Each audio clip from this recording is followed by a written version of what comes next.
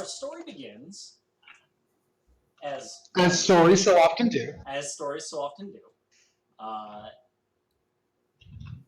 At a bar. Specifically, about 3 days inland from Waterdeep, there is a tavern at the side of the road. It's about an hour's ride to the town of Wits End. And this tavern cropped up along a pretty significant trade road. This far inland is where some of the best crop fields begin, and Waterdeep is, of course, always in need of supplies. And so the best caravans travel to and from this region into the city to sell the best of their wares. This tavern popped up as somewhat of a way station and has a bit of grandeur to it, as most know, that you stop in at Poor Decisions when you are traveling the trade road. And that is where we find the three of you. It is getting on sundown,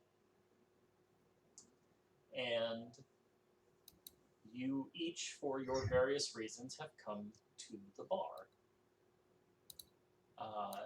If you would like to each take a turn describing what your character looks like and what they might be doing in the bar, that'd be good. Let's start with Bree. Okay. Fira is a performer, and She's a what? I'm sorry? she's a performer. So okay. She travels around if the price is right, and she kind of has a big head because a lot of the prices do become right once they realize just what she can do. So she is performing in this bar. She plays several instruments, but tonight she is going to be playing. What is she playing? She's playing the dulcimer. Hammer dulcimer or a strummed dulcimer? Strummed. Ah. Okay. Dustin, remember at Tim's wedding when they had a hammer dulcimer player? I do, and it was a hell of a thing. That was crazy. They're so cool. That was a very interesting venue. Anyway, what does Fira look like? I'm sorry? What does Fira look like? Oh, how do I spell your character's name? So I can add that to my note. The full name is Adephira. She is a half elf. Her mother's side was the elf side. She has long, nearly black hair, like dark brown, almost black, and just green eyes. And it's Adephira? Adephira, yeah. Adephira. I think if you scroll up in the group, you'll see the character sheet link. It'll have the name. I don't know if you'll see it. I can resend it if you'd like. Oh, Adephira. Yeah. Beautiful. Yeah, I mean, I still see it. Oh, yeah, I scrolled up. I see it. Mm-hmm. Yeah.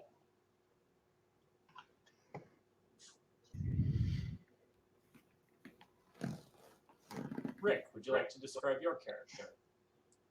All right. Let's see. So, my character is Zayden Downsar. You may find him sitting at a table, not quite on the edge, enjoying a drink. He is about 6 feet tall, but not too wide. He's this skinny little guy with bright red hair that goes to golden at the tips, as it is spiked up straight up from his head. It seems like you don't really know how that happens. He is obviously in Aasimar, as with all Aasimar, he has no pupils. His eyes are in fact entirely red. He has golden tan skin and some freckles on his face. Always a bit of a smile going on. He's wearing some basic leather armor and a dark maroon cloak, which looks more like he's trying to not stand out, but in that it is kind of standing out. I dig it. I dig it. And he's just sitting at his own little table enjoying a drink.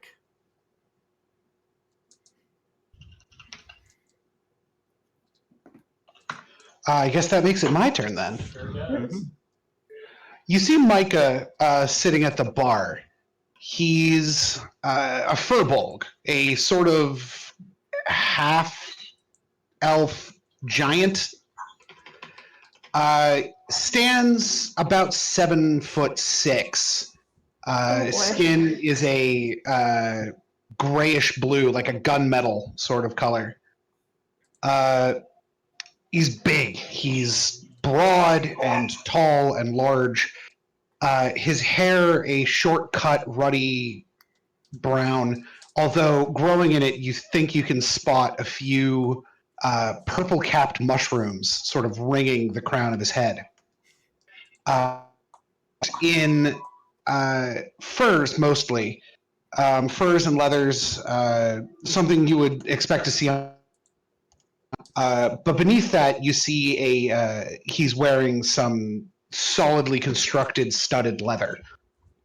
He has at his side what looks like a quarterstaff, although on the head of it is a large rock about the size of a football that's covered in moss, and it looks as though the moss has grown down from the rock onto the quarterstaff.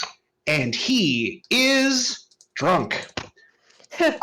Just absolutely sloshed. Another drink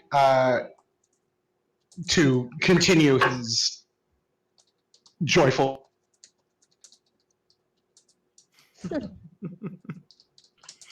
Oh boy.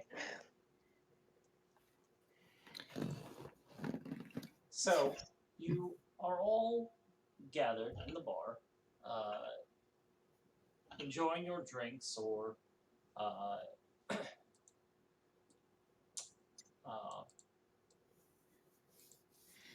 taking in the scene or readying instruments to play another set. And the patrons flit in and out.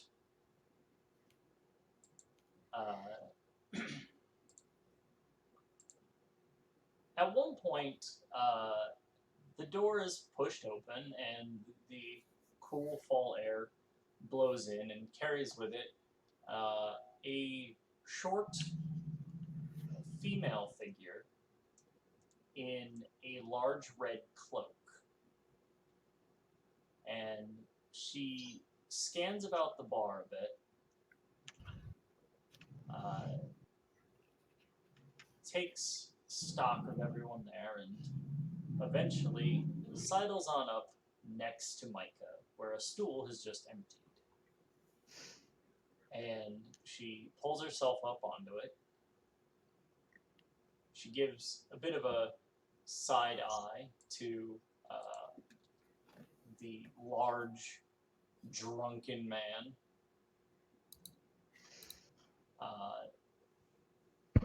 But then simply waves her hand, and the tavern keeper comes over to take her order. Now, she's hard to miss for Micah because she sits down next to him, but the bright red cloak does draw the eye. Mm-hmm. Oh boy. I am going to set my dulcimer down and head my way over to the bar to get a glass of water before my set starts. And I'm going to wedge myself between the woman and Micah. Well, attempt to. I'll move to make room. Look down at my new compatriots. Hello? Let's. Hello. Hold on. Barkeep. More. Drink. The barkeep comes by and tops up your stein, as it were. Oh, As this is going on, Zayden makes his way up to the bar on the other side of this woman, deciding that his drink from before was done, so he's going to ask for another as soon as your interaction is done. thank you. This is good. This is good. Barkeep, one more, please. Yeah, absolutely. You were what were you drinking? Oh, just the local ale. Ah, quite right. Ale, as though I don't serve 6 kinds of ale. And he proceeds to pull out another jug and fills up your glass. You're pretty sure it's not even the same color as what you were drinking before, but it sure does smell like ale. The woman in the red cloak sees you sort of leaned in there, and she's Yes, and I'm trying not to look at her, but very much looking at her. That's completely fair. Micah, how many beers have you had, just out of curiosity? How long has he been at the bar?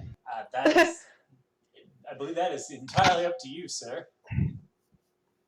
Assume I've been at the bar since I got to town, and assuming that that's 4 hours ago, I should be down. And a beer, like a mead, would cost what, like 3-4 copper? Sure. Cool. I should be down like 5-6 gold. Like, to be fair, I should be making constitution checks. I was actually going to say, if that's how much you're down, absolutely make me a constitution check right now. Can do. Look, I know what this guy's about. It has crashed beyond belief. Look, I know what this guy. Zayden is literally getting his second drink right now. I'm Look, on man. water. Dude knows what he likes. How does a 20 sound? You're Goddamn. I mean, you're getting the warm and fuzzies, and the whole bar is still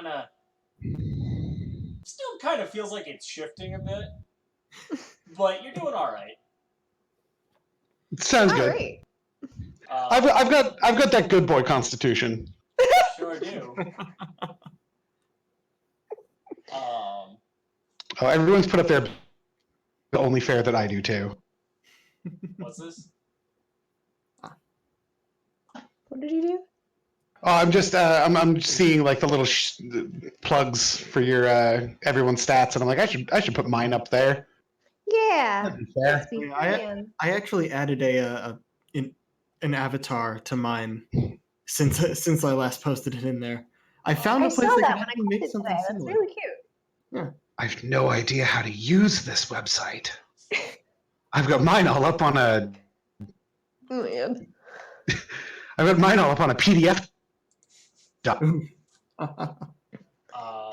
So, as you two get your beers, and he has to go in the back to fill from a different point to get you your water. He comes back, but while he's gone, the red cloak looks to you, Fira, and she reaches up and puts a hand on your shoulder. And she just goes, listen to your mama. You're gonna need her. Okay. And with that, the barkeep pushes open the door, and a bright light fills the room. And it flares up, and it is this deep, rich blue light. Oh, And it- dear. Okay. And it swells up until you are absolutely blinded by it. Fantastic. All of us? All of you. All right, is this real or is this the liquor? What? What is going on here? Ah, fucking. Actually, where did I put it?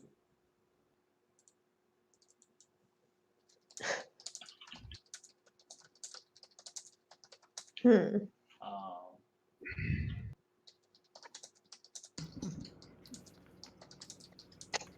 Good God, what is this light?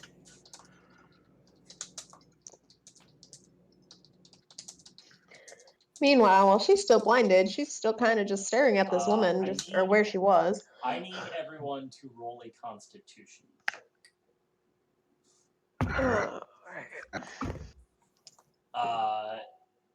Micah, yours is a disadvantage. That's fair. Well, I rolled a 20 after my mod. It's a 19, but still. All right, I've got a 14.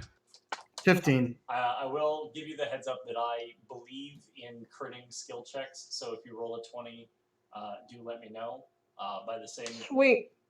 Good. That's always a cool thing. by I'm the a same critical. approximation, if you roll a 1, I need to know. Yeah, fair. Never.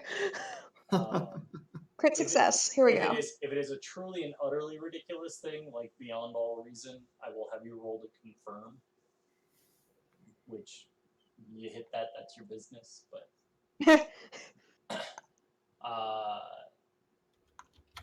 sorry. So, Alex, what did you get? I got a 15. Okay. Sorry, a 14. Okay. I miscounted. I got a 14. Fair enough.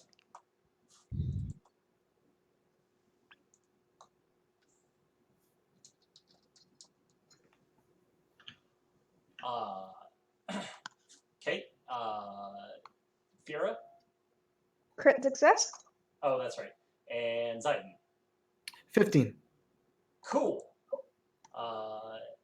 So you are completely blinded, and you suddenly feel the ground shift away from you. Oh, not the ground. I need that.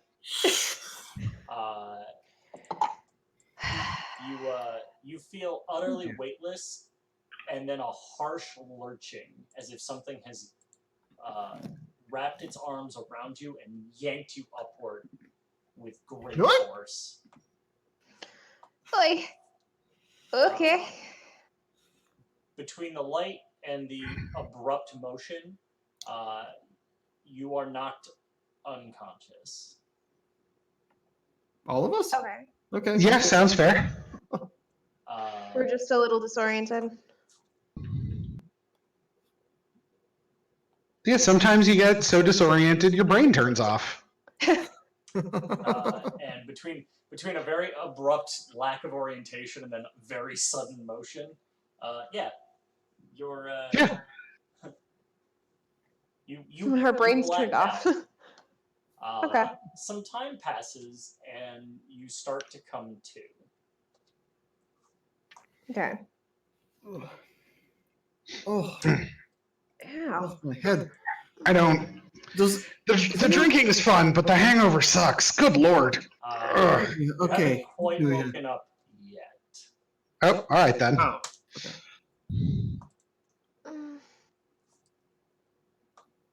Well, now I feel like an idiot, Yeah. Dustin. Thanks. Oh, Whoever is laying near Okay. Fira is getting smacked in the face, most likely, because she's starting to convulse a little bit.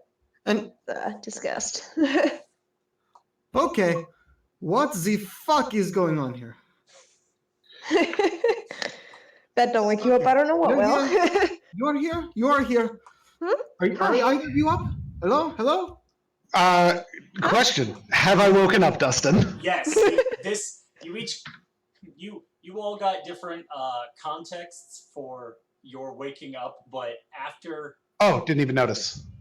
oh yeah, Magic time. Oh yeah. Is he sober yet? Names are going to be important here. All right. Does Okay. anyone know Nope. what just happened? Well, an entire night's worth of drinking just worked its way out of my system. you So pain You mostly have is some- what's happening. you still I have would some assume- physical issues, but you have clarity that has cut very streamlined through that drunkenness. Yeah. Yeah. So, okay. Who are you? What's going on? I would Hi. expect it to be visible with how big you are. Well, you know, these things happen. Who are you? Oh, my apologies. My name is Ivan. It is nice to meet you. What's Micah. your name? Micah. Nice to meet you. And Yeah, no problem. the musician. Yes. Hi. Charmed. Uh, so Fira. yes, back to our current situation. Yes. What so the fuck? As you come to, Language. you are sitting in a well-kept room with a polished wood floor, a soft red carpet with intricate spiraling gold designs in it, and you are seated on a pair of crushed red velvet couches. Man, I wonder what crushed these couches. By the looks of it, you. I was gonna say, have you seen the size of you? There are doors on either side of the room, and a small coffee table in front of you set with a little vase and a flower. What kind of flower? What is everybody's passive perception? Mine's real good. 13. 15. 17. Wow. Okay. Zayden, you're still sort of coming to with the bright lights. But Thera and Micah, you do notice that the room is not still. You at first thought it was more of the harsh relocation that you've just experienced. Mm. But as you become more sure in your own position, you're pretty sure the room is moving.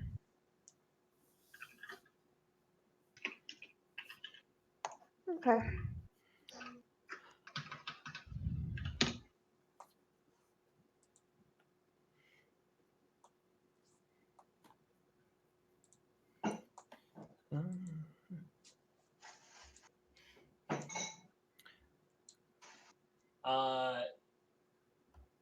Fira, give me a history check.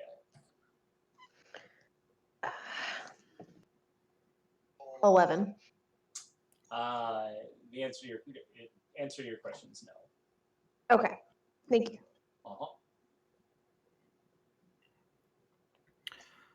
All right. Let us see. Couches, table, much more posh than the rustic bar we were just in. In fact, it does not look like anything in the city that I have seen since arriving. It's true. I've seen many places, and this is not where we just were. I mean, I've mostly seen one. Yes, well, perhaps, I mean, with that entrance, perhaps another dimension? Another plane? Mm. Good gods, I hope not. Well, I haven't been I to mean, another that- plane before, as far as I'm aware. Well, there are quite a few of them. So honestly, you know what? Are we waiting for someone, or should we explore? I mean, I'm not doing anything. I'm apparently stuck here. So, I'm in the same boat. Is this a boat?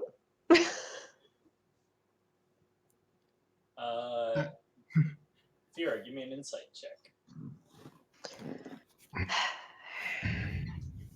okay, so I can't use D&D Beyond for this. I got an 11, so.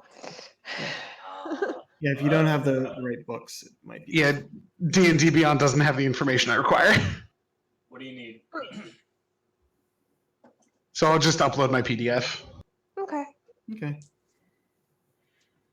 Yeah, I did initially buy Yeah, one it's or like two Unearthed books. Arcana or something. Yeah. There you go. Mhm. People can look at my good boy. Aw. He is a good boy. That is most certain.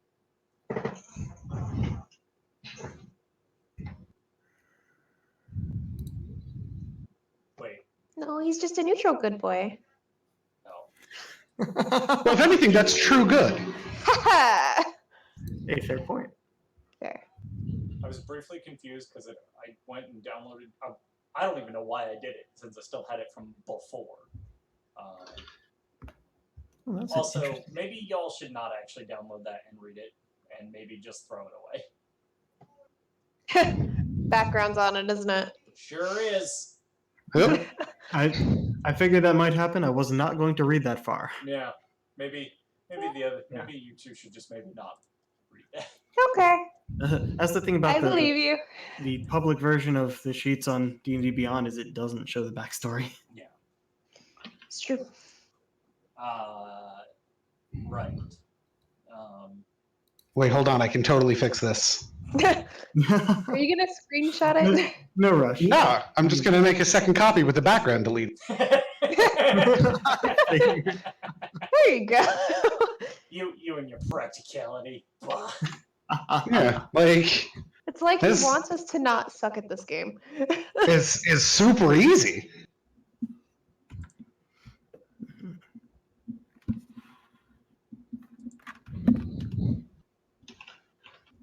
I also Just like gonna that get I rid- just had the ability to just remove that for you. Whoop. All right. Let's do that one more time. That's why I can't see my background, because I'm on Zayden's There you go. fucking Oh. page. There you go. There we When I go. pulled down the Micah PDF, I was on Zayden's actual page thing, and so I was like, why did his Micah PDF launch Zayden? I was so confused. I was like, wait. There we go. Mhm. It is There not it a is. trap. Look at you. Oh, wow.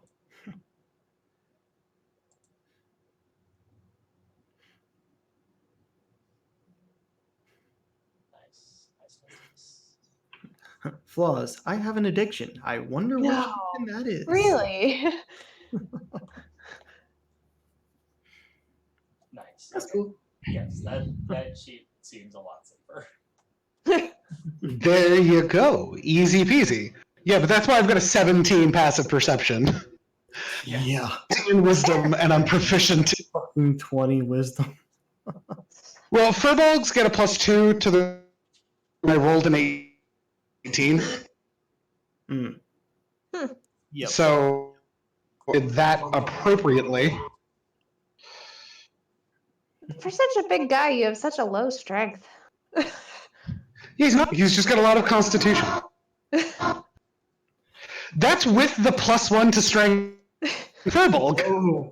Ooh. Ow. It's okay. I have powerful builds, so I can still carry. Okay.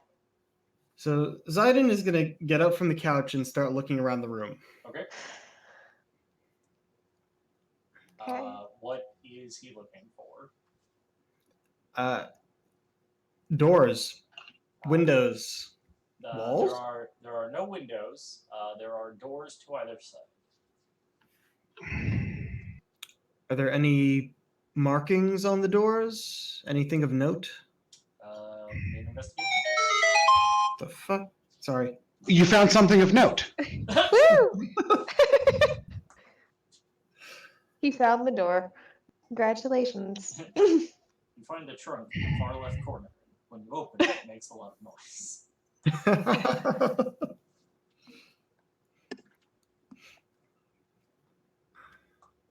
All right.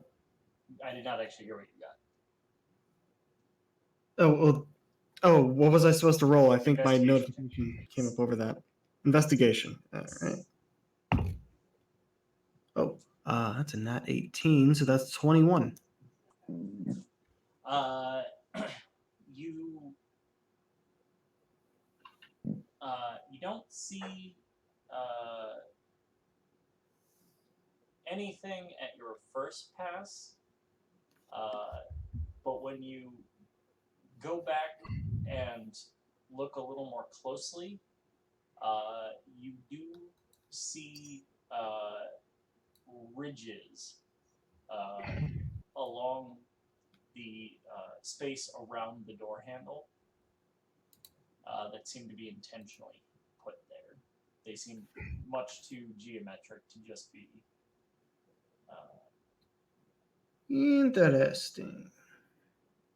I wonder what these are for.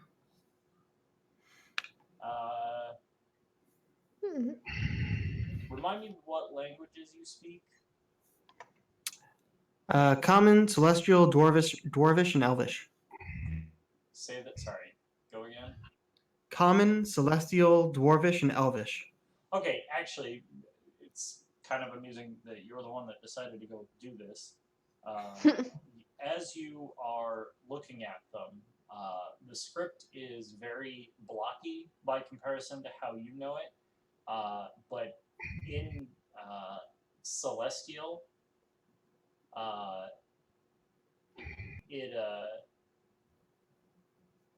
it says port to deck, and the door that you're in front of says port to deck. Ah.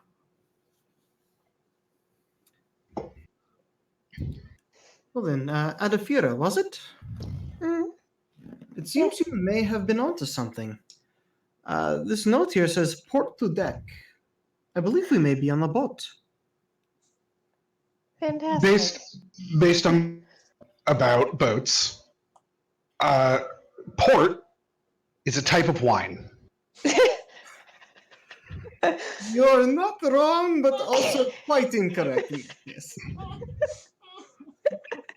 Please don't kill the dungeon master. Oh my god, I was taking a Dustin knew what he was getting into. I did. I should have known better. Dustin, when have I ever been a serious character? No. Well, then, Micah, right? Yep. Would you like to go see if there's wine Ah, out of the door? yeah, that'd be great. Yeah, why don't you go ahead? We'll follow you. Sounds good. I hop up from wherever it is I've been sitting. I wave goodbye to the potted plant.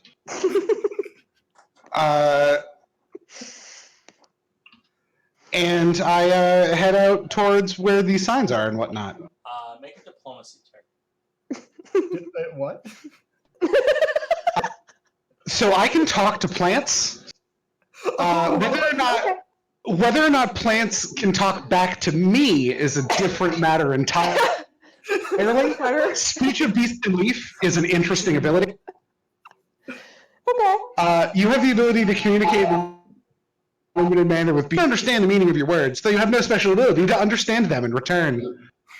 I do have advantage on all charisma checks my to God. make influence them, which is good. What with my negative charisma modifier? Well then, roll an advantage.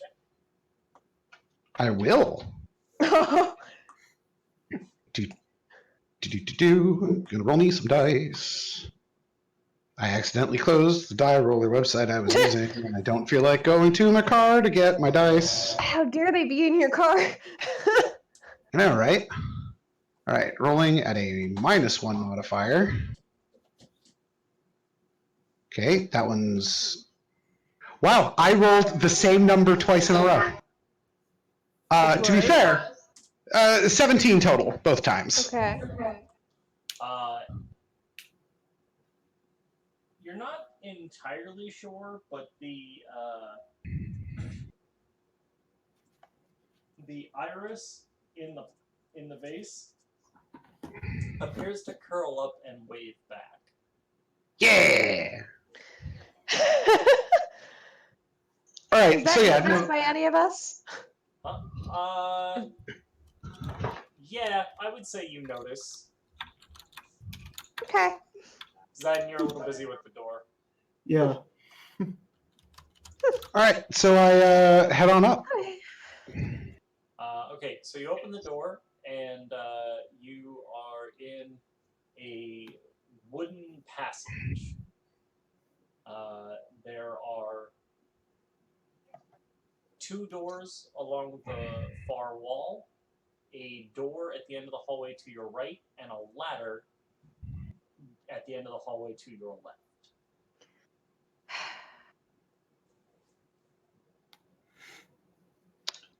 I'll go through one of the doors. Do you go through the door closer to the ladder or closer to the door at the end of the hall? Closer to the one at the end of the hall. You go to try that door, and that door is locked. Alrighty. I'll try the door by the ladder next. That door opens, Mm-hmm. and inside you find a series of bunks all bolted next to each other.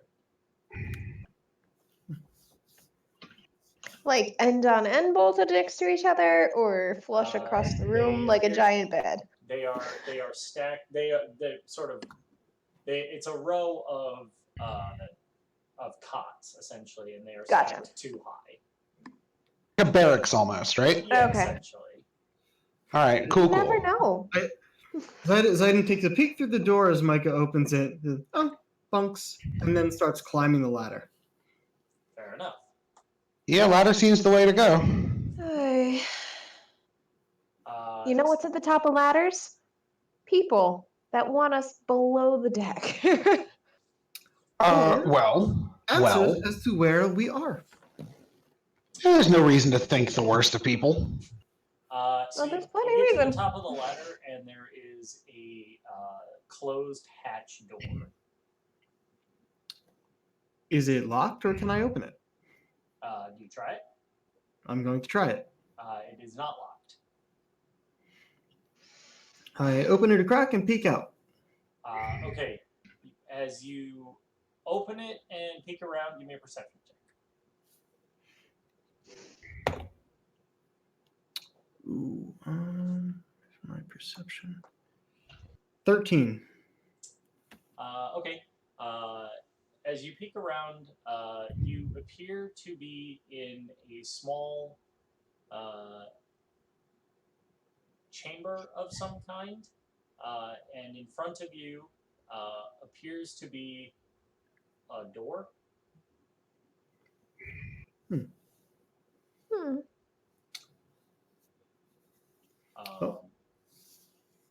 I guess I climb up the ladder after him.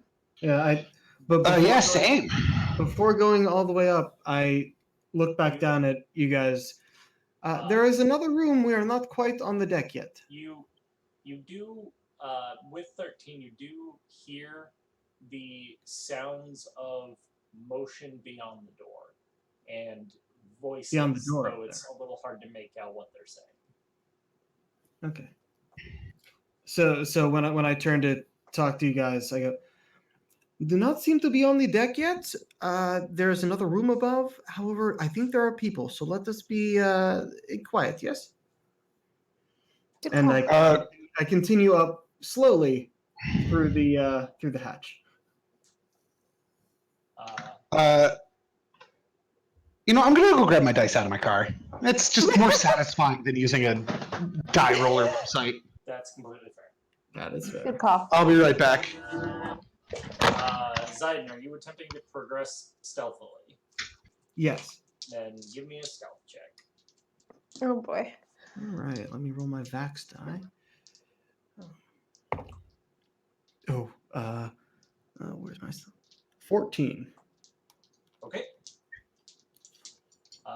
You manage to crawl your way, you think pretty quietly, out of the hatch. And you crawl your way up into the room around you. Do you have dark vision? Yes. Okay. I assume you look behind you? Yes. Behind you, there appears to be several long tables with benches at them, and a window behind it that appears to lead into a space with a lot of wrought iron structures, although at 30 feet, which is where your dark vision runs out, it's a little hard to make out. what they 60 feet. I have 60 feet of dark vision. Oh, that's right. We're the special kind of special. So you actually can make out that there appears to be some braided metal, and the part that tips you off to what's really going on is the series of pots and pans hanging along the back wall, and many knives. So it's the mess hall. Would be probably a astute assumption. Mm-hmm.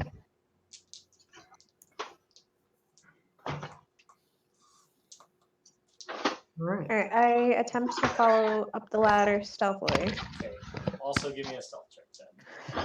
All right, I'm back, and I'm not even going to set up my giant, elaborate, modular dice tower. And frankly, I think I should be applauded for my restraint. Proud of you. For what it's worth, I am proud. Dude, this I thing's gotta like put- 5 feet tall when all assembled. It's amazing. That's Awesome. okay. I'm a little less proud. That sounds really fun. Hold on, I think I have a photo of it. Give me a second. The only dice tower I have is this tiny little thing that I got through Loot Crate. I have two. I have one reasonable one and one big-ass modular one.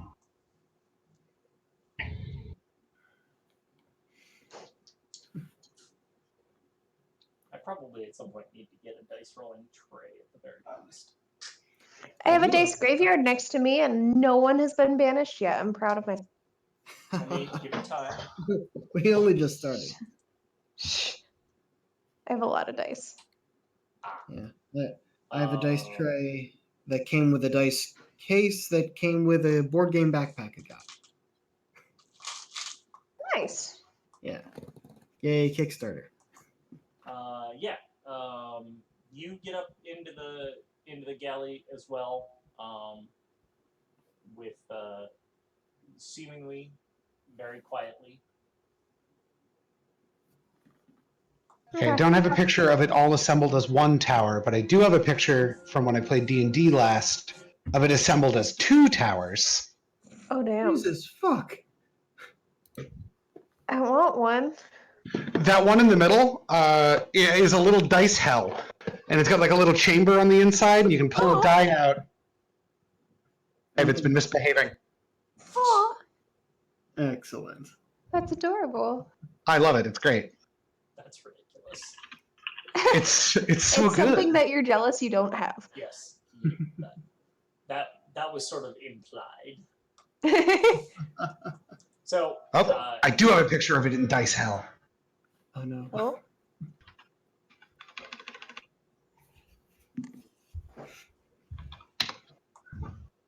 Aw, that's so cool. He's got a dice tower, and that stacks on top of that, and then that's the where you put the bad dice. My boyfriend might think we're crazy, guys. We're only an hour into our first session. That's fantastic. success. We haven't even done anything that weird yet. Exactly. We haven't done anything that weird yet. He just looked at me like, "Are you kidding?" Okay, okay, I'm out. My dice, we're all good. All right. You're still down below. We've gone up the ladder. Cool, I'm gonna go up that ladder. Stealth check. Yeah. Well, if you're being stealthy. And I'm not an asshole, so I'll give it a shot. Humor me. Yeah. Find my d20, one of several. Well, that's a 7. Okay. You think you get up there pretty quietly. You do turn around and set the hatch back down and kind of let it go more than anything. Great. It kind of goes. It's well fashioned, so it doesn't make a huge amount of noise, but it does, thump down. Sure.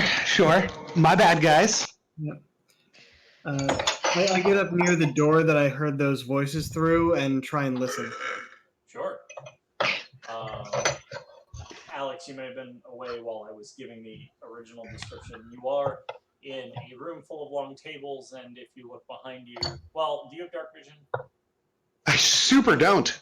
Then you sure are in a dark room. Oh, I can fix that. Wait. Or can I? Oh, yeah, actually, you could. Which actually, too. by definition, already are. Yeah, I was about to say, I'm pretty certain. I don't know how much light this produces because you didn't tell me. It's dim candlelight, so it's not. It probably it only like sufficiently lights maybe 5 or 10 feet. Oh, is your staff always glowing at the top? Not my staff. No, as Is that what we're calling it these days? Heyo. Look, I've got enough mushrooms. My other guess. Okay, yeah, that was my other guess. Is those mushrooms around your head? Yep. The mushrooms that wreath my head and are sort of throughout the hair are glowing a sort of off-putting bluish purple. And my eyes also, which are gray, and I believe is what I put. Yep. Yeah. Have little glowing purple flecks around the irises. They glow. Okay. By your mushroom glow, you do tell that there are some long tables in this room with affixed benches. One more time. There are long tables in the room with affixed benches. Okay.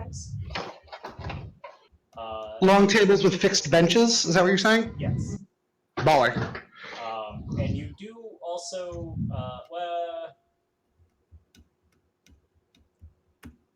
now that you've seen it, Zayden and Micah, you can roll insight checks. Oh man, am I proficient in that? I think I might be. Zayden and I don't know why I put my die back in my bag.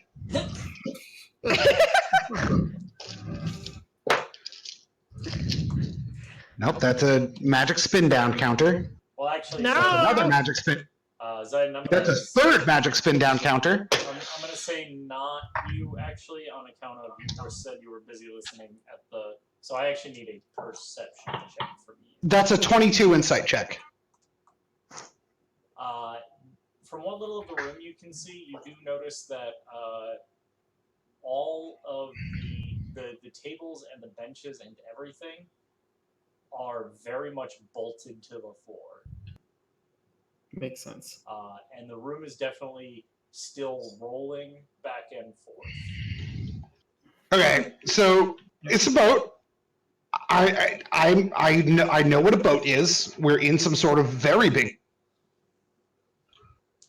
Okay. Yeah. So you're asking for a perception check, you said? Yes, please. 21. Yeah. You as you put your ear to the door, you're listening very closely, and you actually hear a couple of voices right nearby. Now that you're paying attention to it, and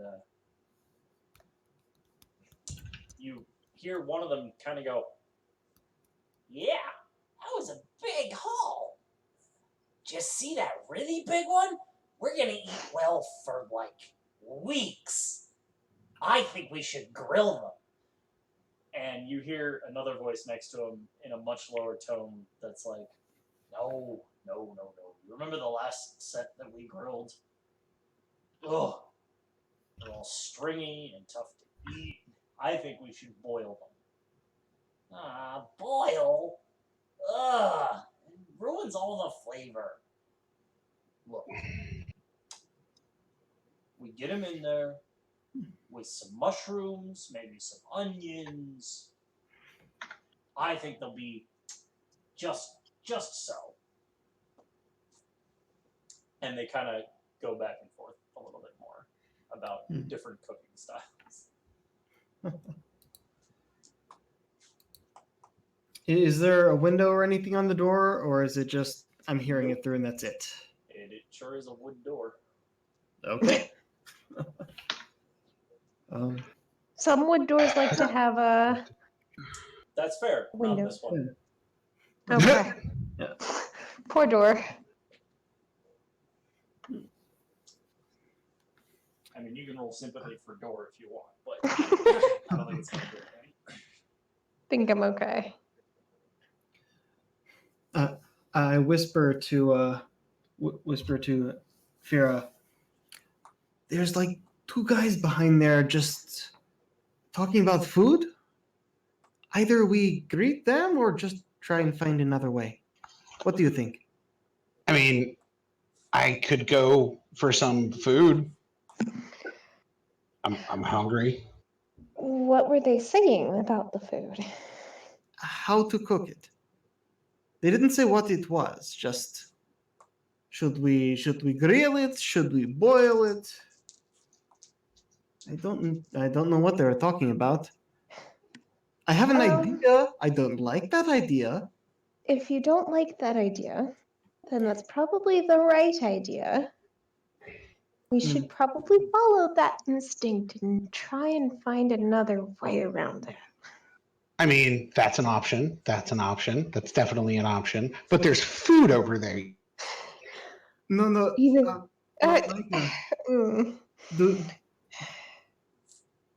Do you not get out much, Micah? I mean, I don't usually get in.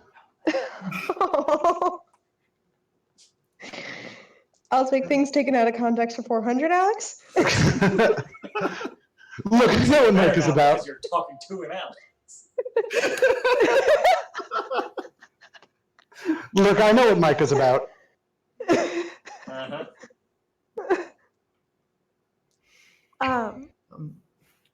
I would say that I think we might be the food they're talking about. Oh, that's not as good. No, first of all, I doubt, I'm still trying to find the voice for this character, because right now it's just my talking voice, and that's not going to work. No, they don't, I doubt they're going to want to eat me. That's not good. I don't think that they're ready for that. I do not think that they are prepared. That's why they're trying to find out how to cook you. They did say something about... No, my experience, cooking just makes it worse. Interesting. Yes, they did say something about so big it would last them for weeks, and might be good boiled with some mushrooms. Oh,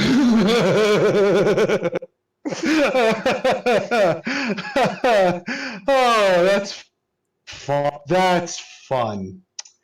I'm gonna go ahead and cast a spell that I've got prepared. Uh-oh. Oh, Okay.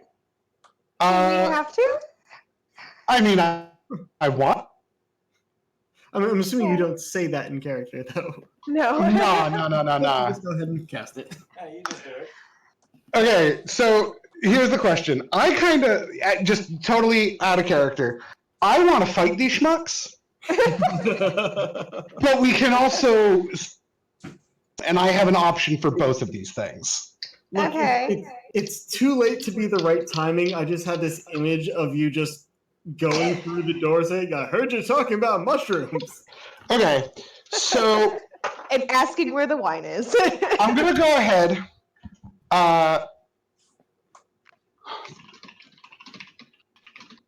Give me 1 second because I need to be entirely appropriate.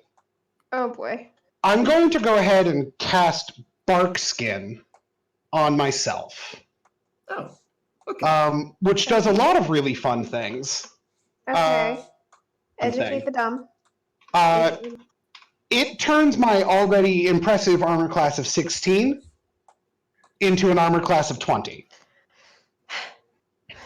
Okay. I would assume that we would notice this change. Let me read what the spell says real quick, Okay. because it has a descriptor. That's beautiful. Do. I like helpful There we go. things.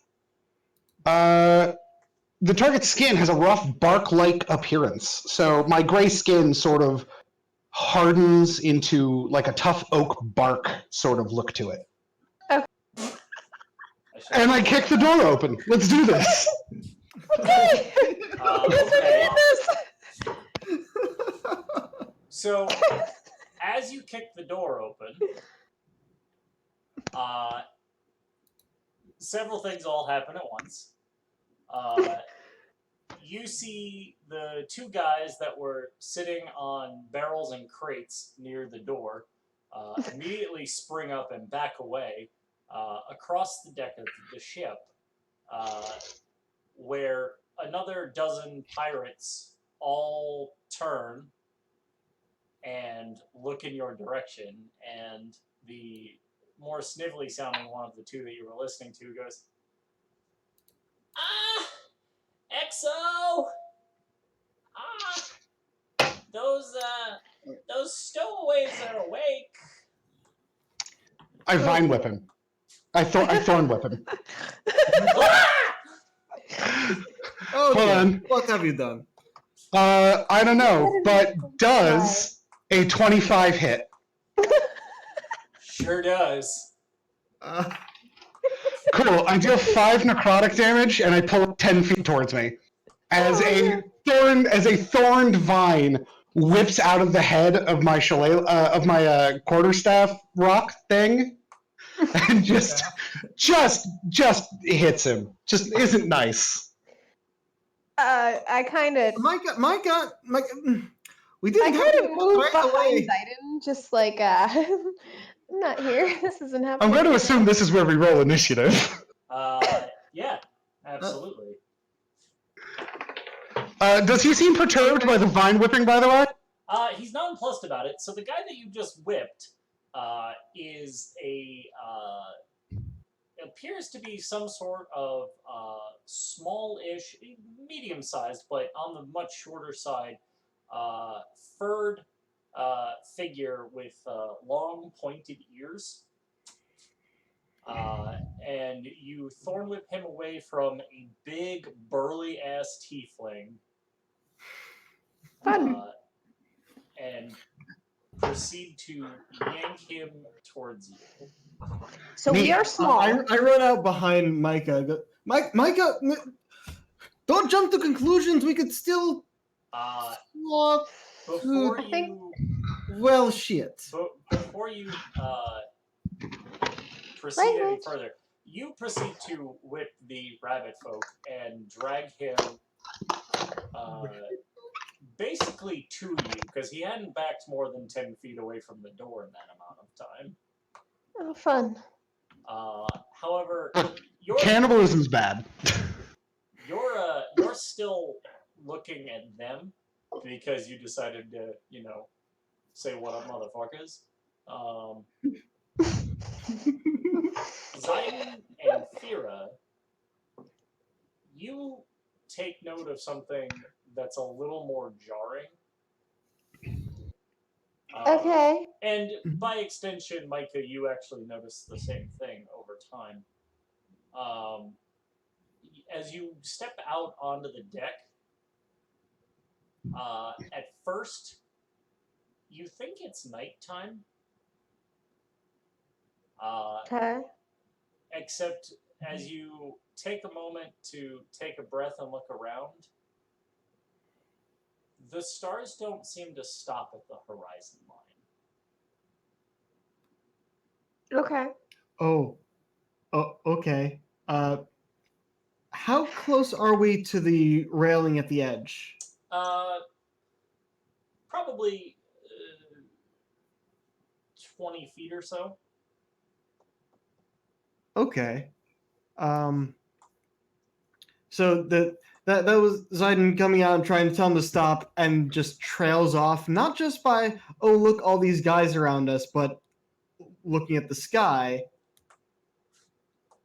And he just runs over to the railing. Well, you need to roll If initiative. he can. I got a 12 for I'm Bud. initiative. I got a 15. Wait, for what? What are we rolling? Initiative. Oh, right. Sorry, so 15 That is- for Micah. Adafira, what did you get? 12. Also a 12. What are your dex modifiers? +3. +2. Okay. Woo! Vera, you're going first. Ah.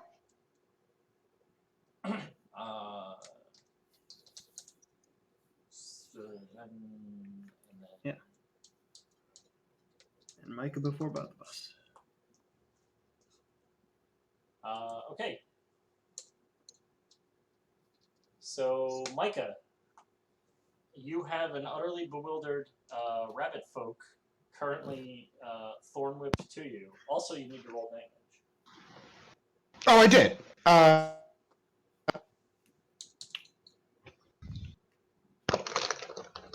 What was it?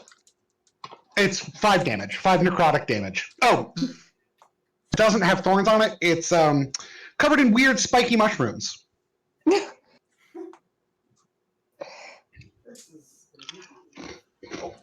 I love this. Uh-huh. All right. So now that I've accosted this small rabbit man, Uh-huh. Is sense motive a thing in 5e, or is it just perception now? It's insight. Insight. I'm gonna make if it's cool with you, I'm gonna make a super quick insight check. Sure. To see if I can suss out if this guy try to eat us. Sure. That's a 14.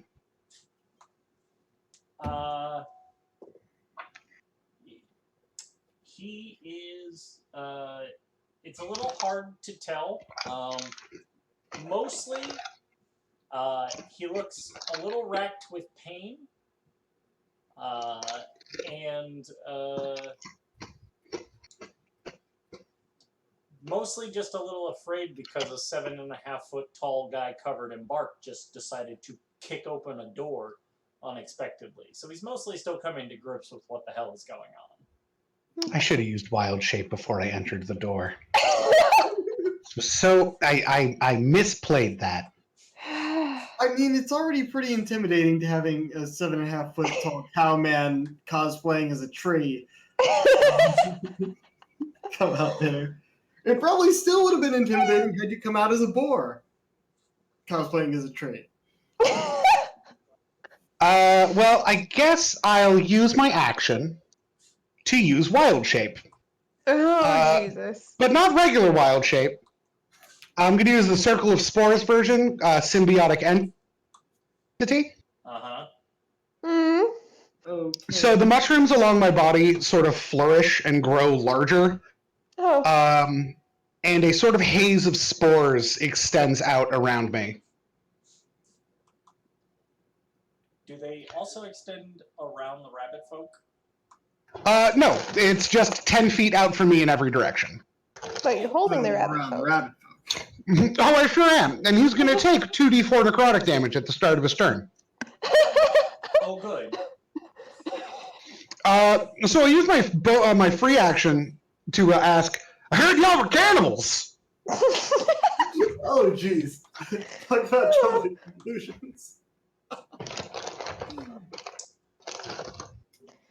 right. All right. Just going to start off with a bit of a bang. It's good, guys. Don't worry about it. Give me an intimidation check. I wasn't trying to be intimidating. More of a gather information thing, really, but I mean, it's normal. It comes with the territory at this point. it's okay. I have negative charisma. This is going to be great. Fuck. Yeah. That's a 12. I think I'm the here. Okay. Fira, what are you doing? Backing the fuck away from him.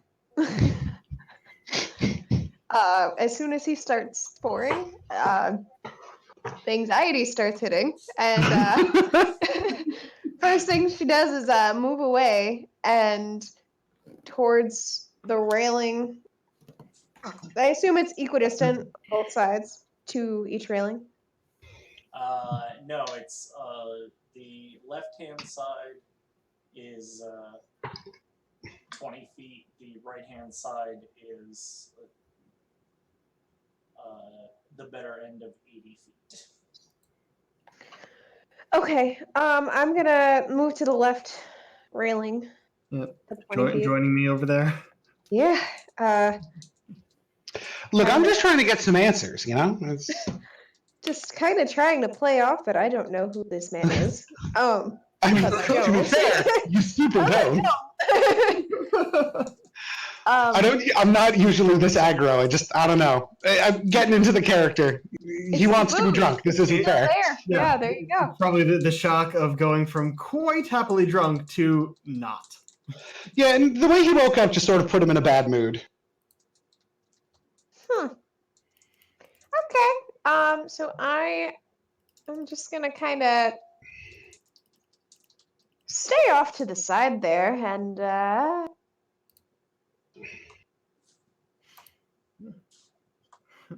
continue to panic for a minute.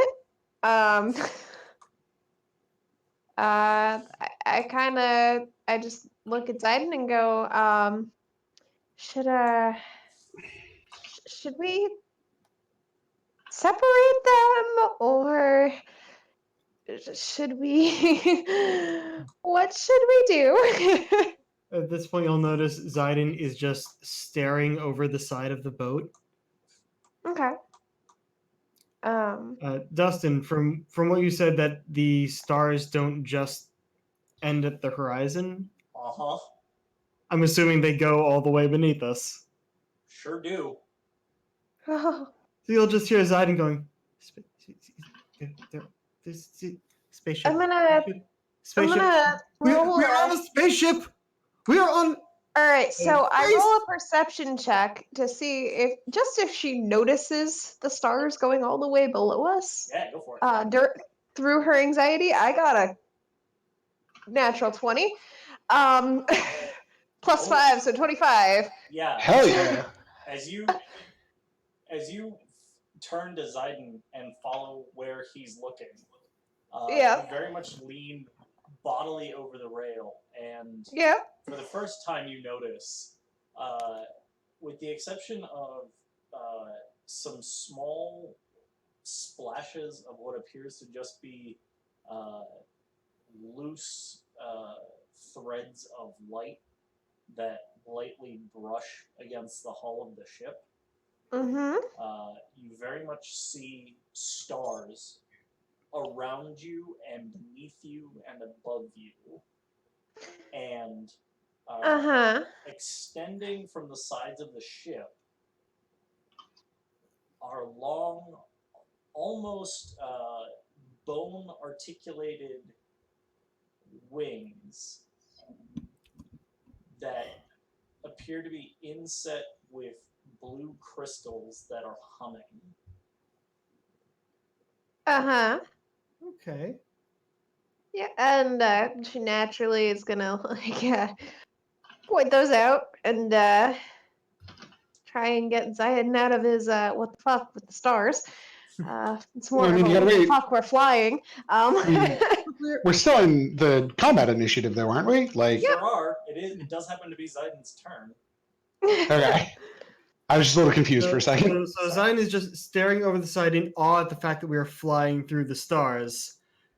And he's going to stare off in one direction for a second to see if he notices what he's been noticing with the sky lately. You are gonna roll a perception check. All right. That's a no. I just rolled a 4. No.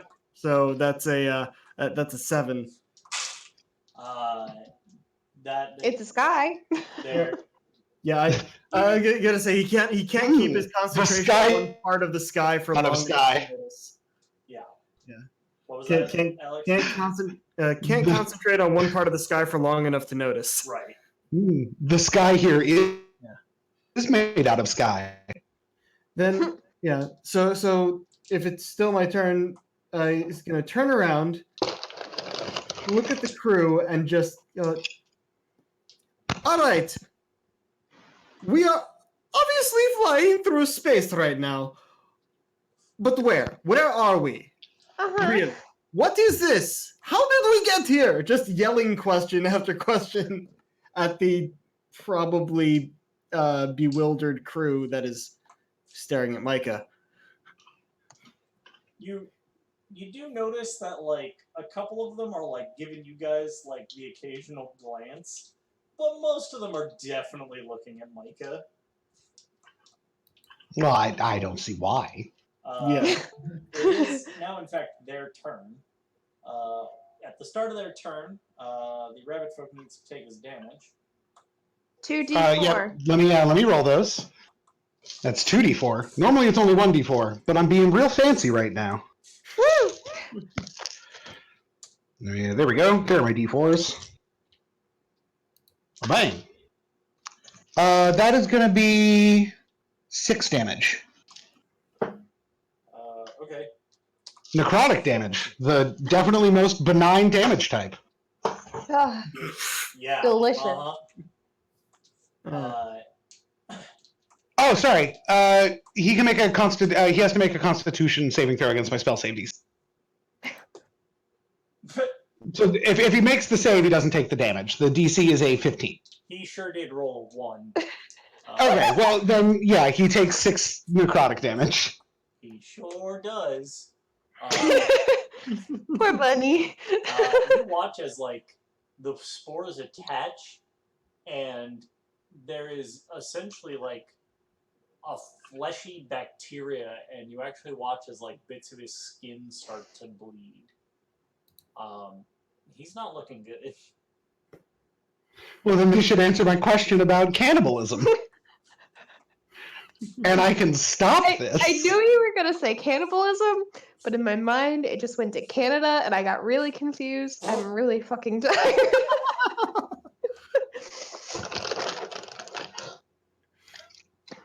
He should ask about Canada next. The rabbit folk. Okay, several of the pirates all proceed to draw their swords. I mean, makes sense, all things considered. A couple of them proceed to draw out tubes affixed with wooden handles, which all of you, with maybe the exception of Zayden, give me a straight intelligence. Give me a wisdom check. Wisdom check. All right. Ooh, where's my wisdom here? Wisdom, that's saving throw, so check would be 22. Yeah. You've never seen one in person, but you've definitely seen like writings from some places. You're fully aware that there is a business end, and if the business end is pointed at someone, it introduces lead at high speed into the other person. Oh, it's a gun. Oh. That's not how it was described in what you read, but yeah. Yeah. Oh, those are those rifles? I've only heard about what? them. I haven't seen them before. Aha. Ah. At which point, Actually, this is an important question. Are they pointed at all of us, or just Micah?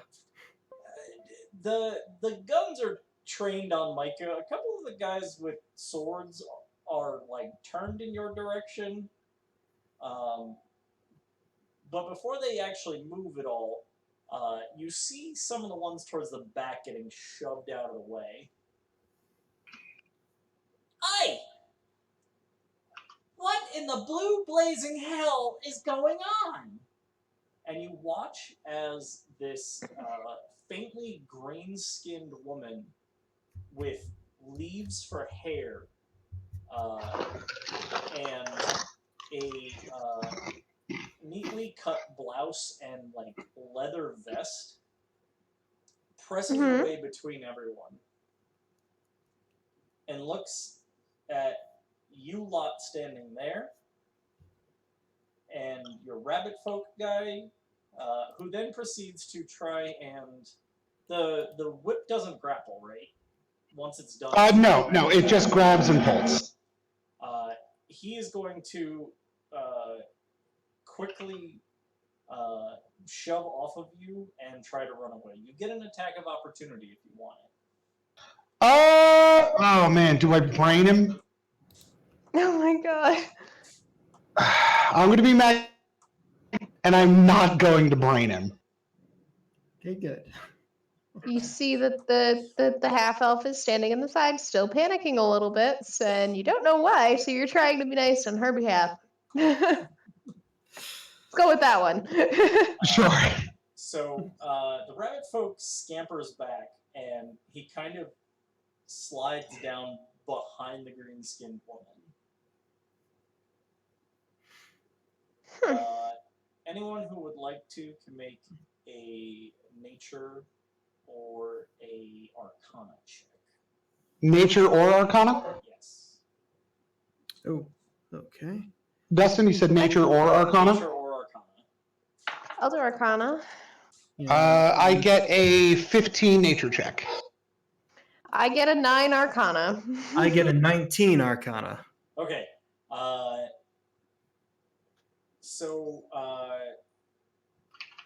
Micah, you have heard of a less than natural but drawn from nature magical creature as a dryad.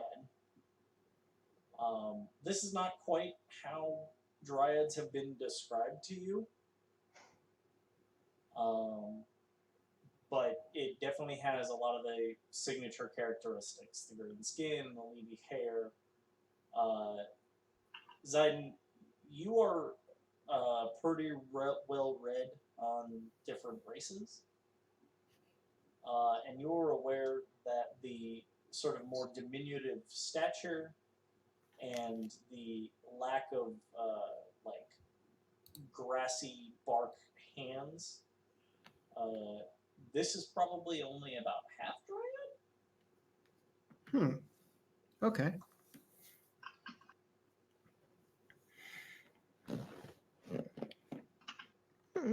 All right. As the rabbit folk scampers back, he does say, "Exo, the stowaways, ow!" We didn't stow anywhere. You look like you are the one in charge. Hello, my name is Zayden Downsar. These are my unwitting companions. What the hell is going on, if you do not mind me asking? Thank you very much. Oi, that would be my question.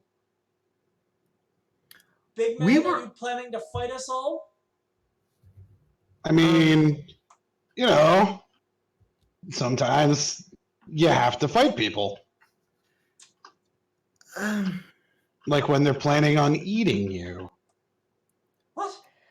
Let's start with Zayden just the has his east. hand on his head right now, like, oh dear. Let's go back a few steps. Where are we? Hold on. What the hell are you talking about? Who the hell said that they were going to eat you? I point at my bud. Look, we overheard some things through the door, and it appears that Micah here has mistranslated what we heard. Okay, now I'm confused. Are you planning to eat the furbolg? What are you doing? She's Look, pointing me? at you, Zayden. No. Oh, no, okay, look. We were all sitting in a bar in Waterdeep. Suddenly there is this giant blue light, and we are in some posh room, apparently in your, in the underneath of the ship here. So we come out, we try and find out what's going on. I hear some of your men talking from behind the door that they're deciding on how to cook something. And before I can do anything, Micah busts through.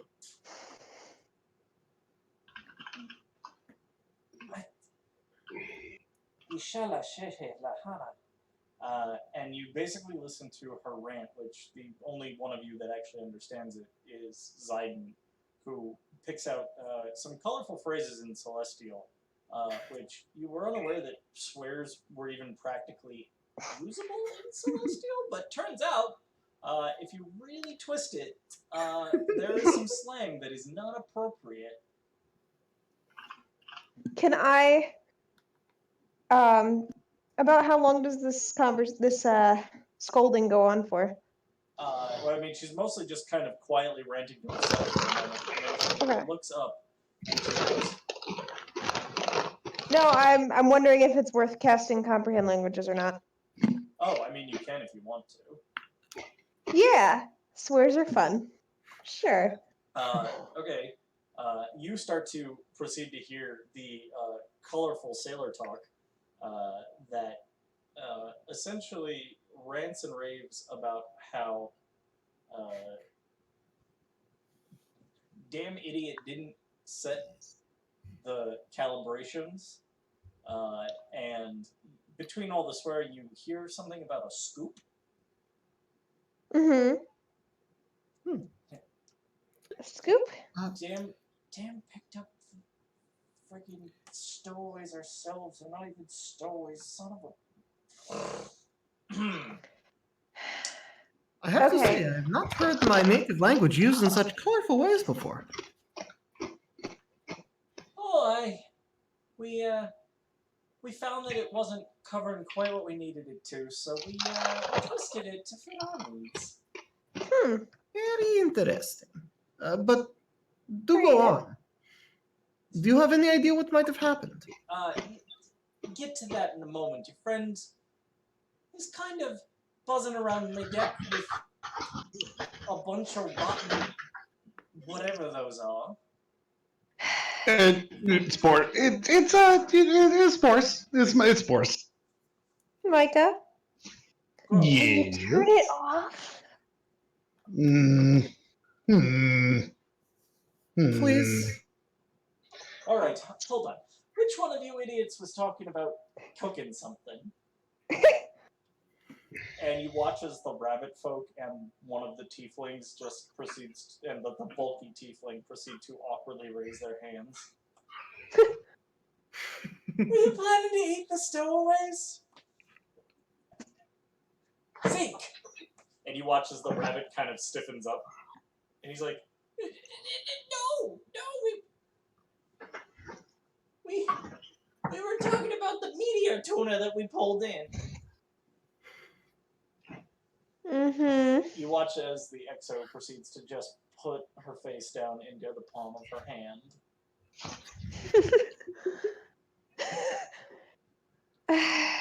So, Tiny, we weren't planning on eating you. Micah, you're safe. Hmm. Okay. You know what? All right. This is why it is important. All right. I go ahead and dismiss my wild shape, and the extraneous mushrooms sort of wither and disintegrate. Okay. You're quite scary, you know that? I know we've only just met, but still. You know, that's not the first time I've heard that, and I just don't see it. Have you looked in the mirror? I mean, I try not to. I mean, that might be a Fair problem enough. there. Fair enough. All right. So, if I'm following this, you lot were in poor decisions. Yes, in fact. Yes. As Is far where as my dulcimer is. Oh boy. as far as I remember, yeah. And I'm guessing you saw a bright blue light,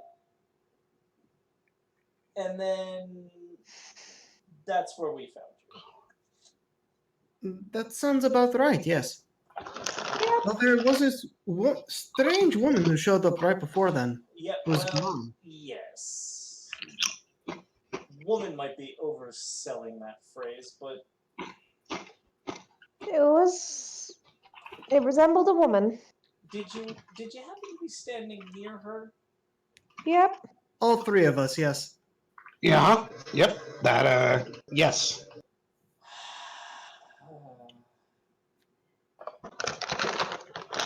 She was literally at the bar. Yeah, we know. That's where we were aiming when we scooped her.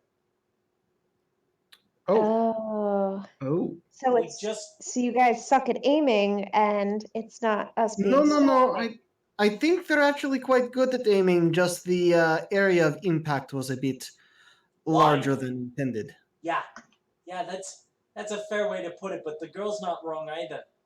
We kind of fucking shot too many people. The point to a scoop is you're supposed to just get in the net who you're trying to get. And we got 3 extras.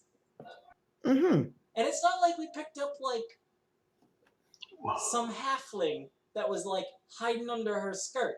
Look at him! And she gestures to Micah. It should be known that barkskin still barky. Oh, yeah. I can keep that up for an hour. Uh-huh. Uh-huh. Yes, well, a fair point.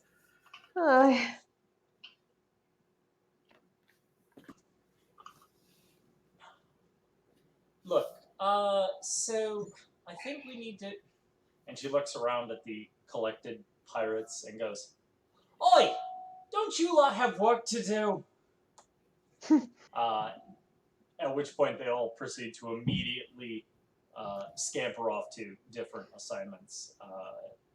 Zeke, the rabbit folk that you accosted, she proceeds to grab by the collar and yanks him back and goes, You, Broom, I want the dead fungus off my ship.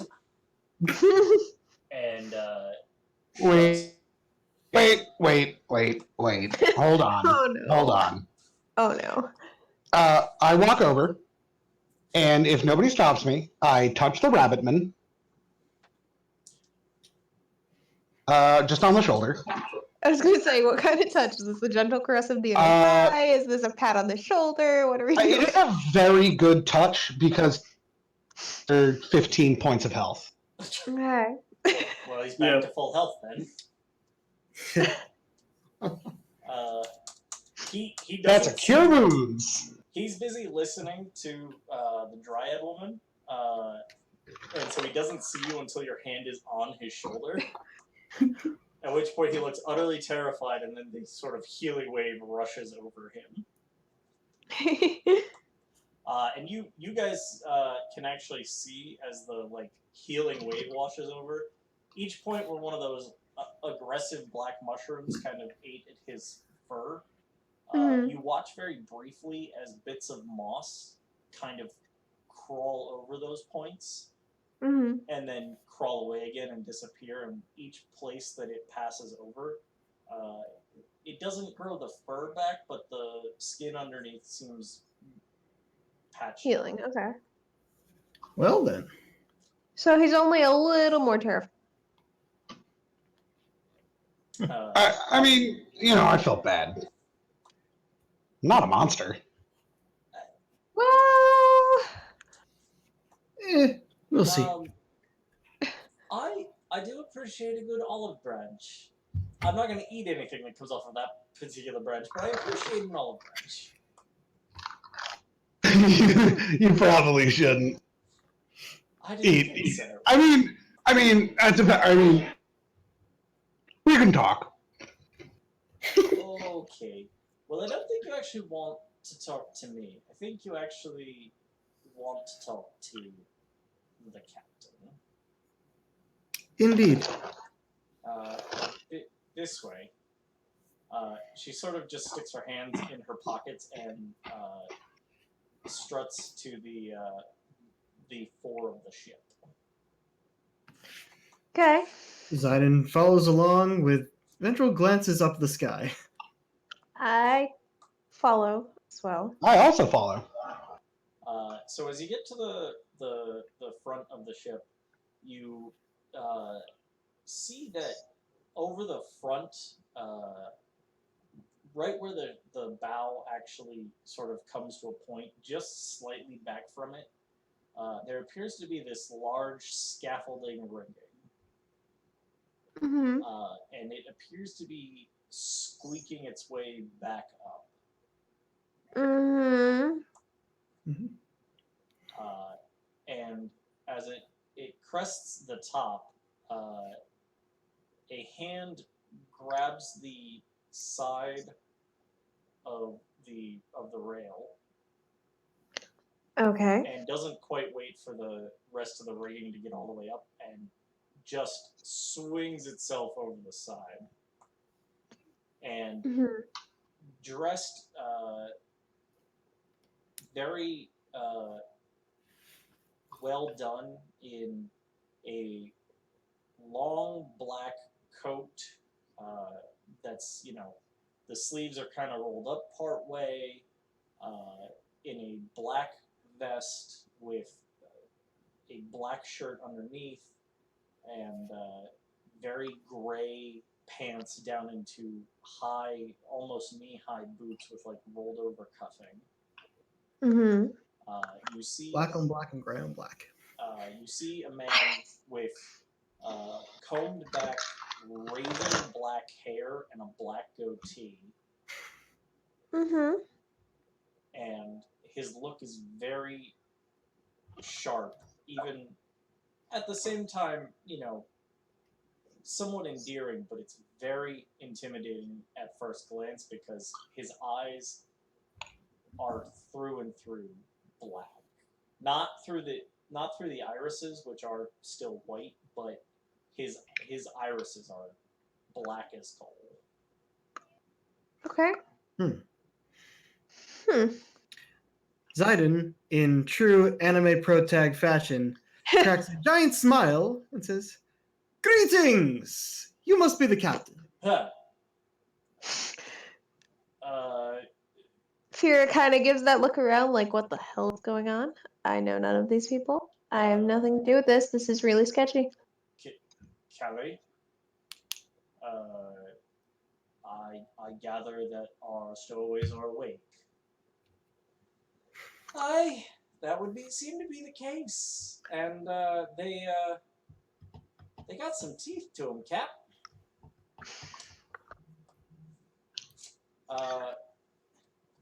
Actually, you lot, I didn't actually get your names before. Mm. Oh, I'm Micah. It's a pleasure. I don't want to be here. Fira? Zidon, pleased to Hi. meet you. Well, for what it's worth, we don't really want you here either, and to be entirely honest, we don't want to be here either.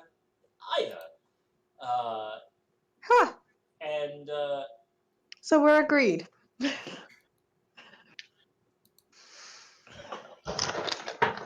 name is Califiza. I'm first mate aboard this great groaning tub of a thing. And Okay. allow me to introduce Captain Azure.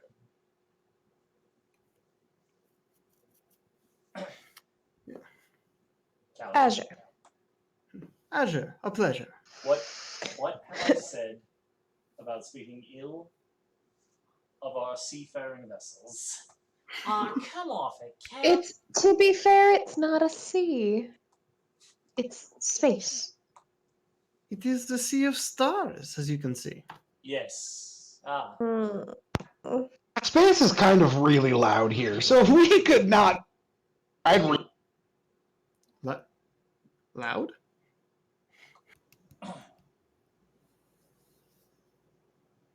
You would be the 3 that we picked up in the scoop, I'm guessing. Yeah. What we've been told, yes. Believe so. Well, I do apologize. Mm-hmm. We. I don't know if my first mate has explained, but we did not mean to abduct you. Mm. Und yet, Micah, it was an accident.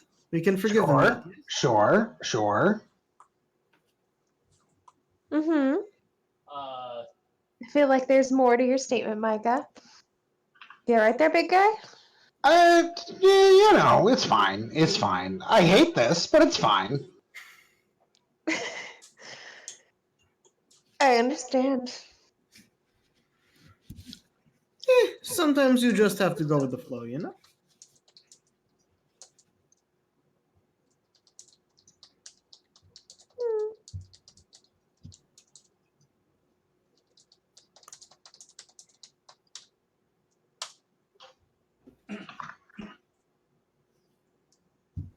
Hmm.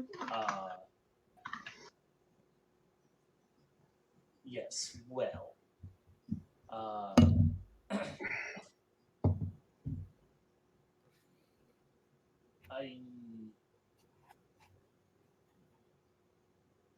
I tell you what, why don't we all have this conversation over a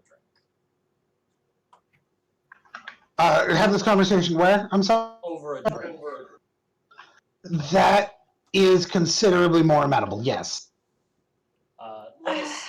He sort of gestures back towards the galley. Well then. I guess this is gonna. Okay. Okay. I guess we start heading towards the galley. So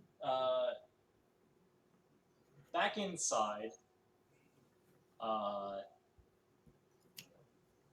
Micah, it gets vaguely softer. What's up? It gets vaguely softer. Okay. The captain disappears into the kitchen, and Callie pops herself up to sit sort of on one of the tables, and she gestures at the benches around one of the others.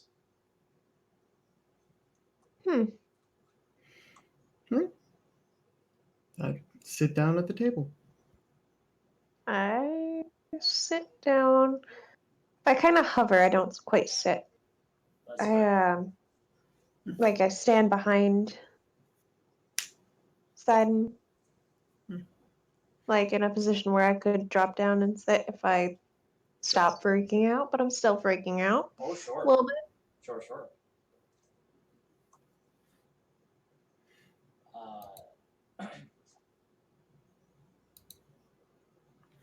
Okay.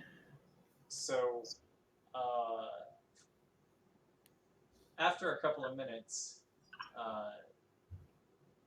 the captain, Azure returns, and he is carrying with him a tray full of metal cups and a dusty bottle. Hey, Dusty, what? Bottle. Ah, I see. He proceeds to bite the cork and that you can't make a popping noise. He pops the cork out and he just kind of spits the cork aside. Mm-hmm. He proceeds to pour up the 5 glasses and slides one to each of you and then hands one off to Kelly. So, I would imagine that you have a lot of questions. A few dozen. Indeed. We can go with that. Yes. Well, I'm not quite sure where to begin. I can tell you this much. We are on the Astral Sea, and you are currently aboard the Solar Sapphire. What was that? The Solar Sapphire. Solar Okay. Sapphire? Or at least Okay. we have so christened her, as Mhm. its last owners are not going to be coming back for the naming rights anytime soon. Ominous. I take my drink. You take your what? Drink. Yeah, fair enough. Beyond that, what can I tell you? So we're in the Astral Sea. Interesting. Which, Zayden, you know the Astral Sea. Mm-hmm. Yeah. So whereabouts in the Astral Sea, if you know?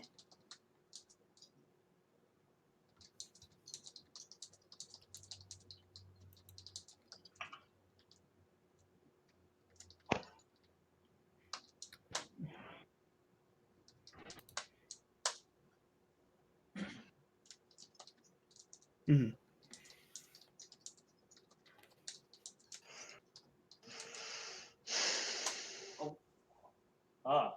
Well, a man who cuts right to the quick of it, I should suspect as much from an Asama. That happens to be one of our many problems. Come again? We don't know. Ah. Well, But then. aren't you the captain? Yes. And See, you don't know where you are. well, we ran into a bit of an issue. No, really. Yeah, I'll say you're indiscriminately kidnapping. It's a pretty major issue. Mm-hmm. Well, that was where our issues actually started. You see,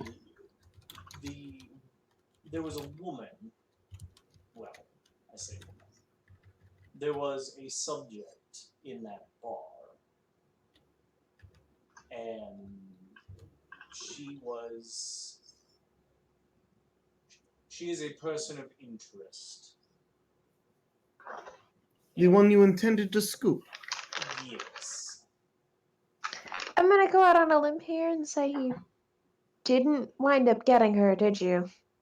No, we have her. Okay. However, she is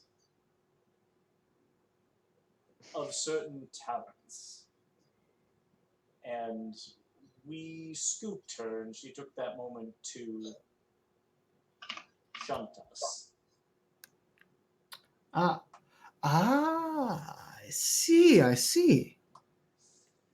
So, in you scooping her, She did something to boost herself in another direction, and you guys out to where you don't know. Well, she boosted all of us in the same direction. Also, she is on the ship. Oh yeah. Mm-hmm. And she's probably irritable. Uh, to put it in only the gentlest of terms. Right. Relatable. I had intended to speak with her anyway, Yes, but well, that was mere Unlike curiosity. her, I didn't put you behind bars.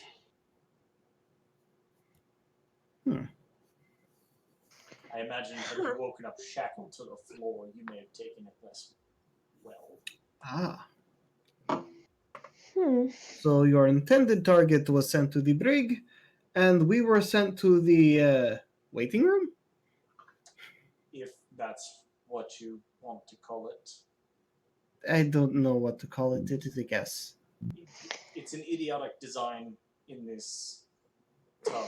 It was like a parlor or like a lounge. Parlor is what we've taken to calling it.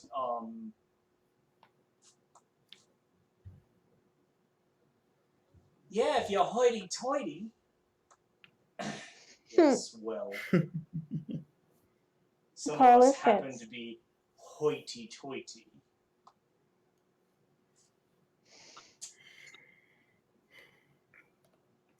Yes, you were left in the parlor. Okay. Well, I saw no good reason to simply go tying up people that were not my prisoners. Hmm. So, you guys knew we were down there. Knew that we would come up here eventually.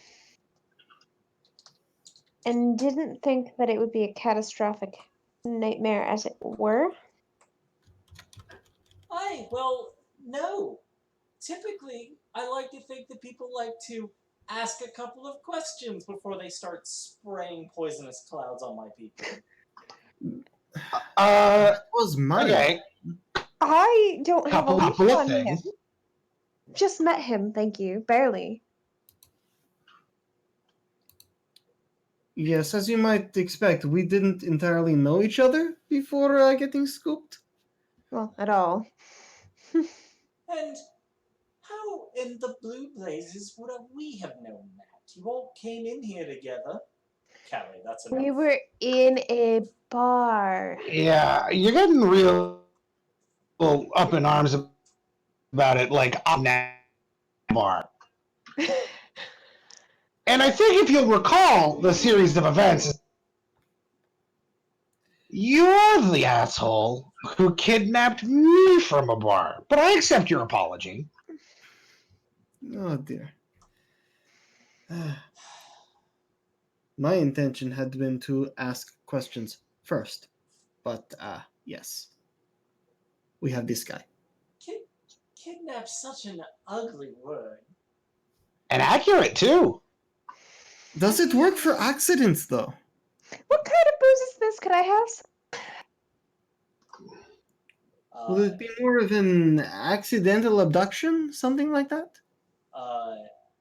Azure reaches over and tops up your glass.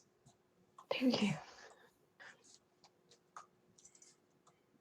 Oh yeah, I've also been kind of sipping at my drink while this is going on. It's very good wine. And I do have to say, this is a lot better than the drink I had just ordered before we were scooped. So, appreciate it.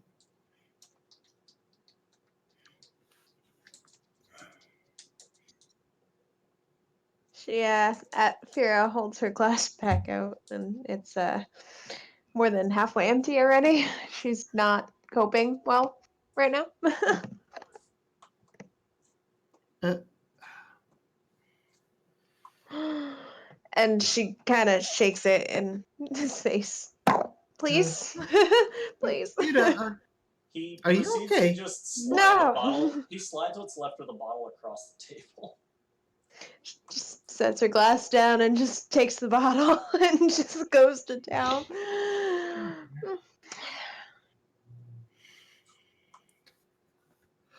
Well, right. So, I might be able to help find where we are, Oh, but it's not the highest chance. It actually depends on where we are. I would have to go out and take a look at the stars. It may take a bit. Um, but there's no real guarantee. are you a man who studies the city? Indeed, I am. I am a professor of astronomy, Oh, though it has been quite a while since I've been back to university.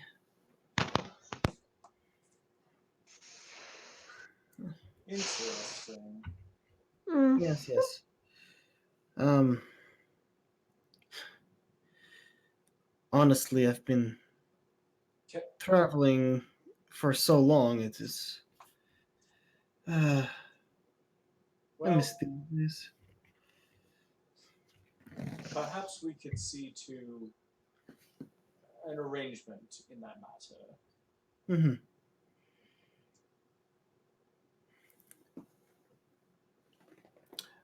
Say that I help you find out where we are, and you take us back to the prime material plane. Something like that.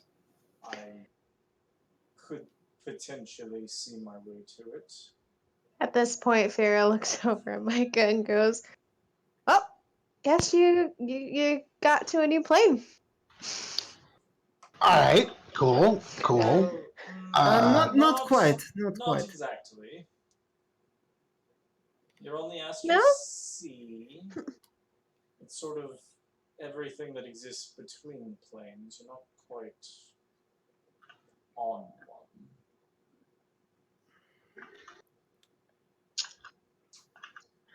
Yes, we're pretty much out amongst the stars. Yeah. No, I noticed. Oh no! I'm saying it I is the mean- same ones that you see at night on the prime material plane. In fact, on I noticed. But did you? Yeah. Did you notice? Yeah, I know what stars look like. But did you note their positions in the Farah sky? kind of knocks back the rest of the bottle and slams it down on the table before Look, stars are stars. I can look at a her star and glass back recognize up. that it's a star. I point just that star's an asshole. Now, I don't want to be here. We're inside. Do you actually point? Yeah, why not? We're inside. It doesn't matter. When you proceed to point in that direction, you watch as Azure and Callie share a glance, and then Mm-hmm. you notice as they both go a bit pale. Mm-hmm. Um, Noted. Azure leans forward and sort of steeples his fingers in front of him. Was Micah? Yeah, like mycology. oh, Hmm.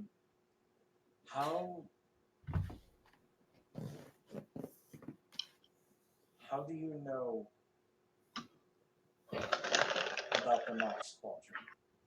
How do I know about the what? That asshole star you were talking about. How do you know? Look, I don't know what to tell you. That star looks like an asshole. I think he's just being facetious. I see. Yeah, you heard him. I'm just being a fakasha. Oh dear. I see. Alice Star, let's Shall we go back out onto the deck so I can see what is going on above and possibly below? Yeah, Zayden gets up from the bench and still holding his glass, which is more than halfway empty, but he's still sipping at it. Heads to. Actually, are there windows in the galley? Not in the galley, no. Okay, so out the door, or towards the door at least. Yeah. Figure's just kind of cradling what's left in that glass. I thought you took the bottle. Finished it already. Yeah, the bottle's empty. Little drunkie is standing there holding her cup, just trying to figure out what's going on without showing exactly how frazzled she is. Failing pretty hard. Callie. Actually, hold on a second. Yep, that'll do. Callie, perhaps you might want to help our friend there settle her C's. Kelly kind of gives a nod and disappears back into the galley.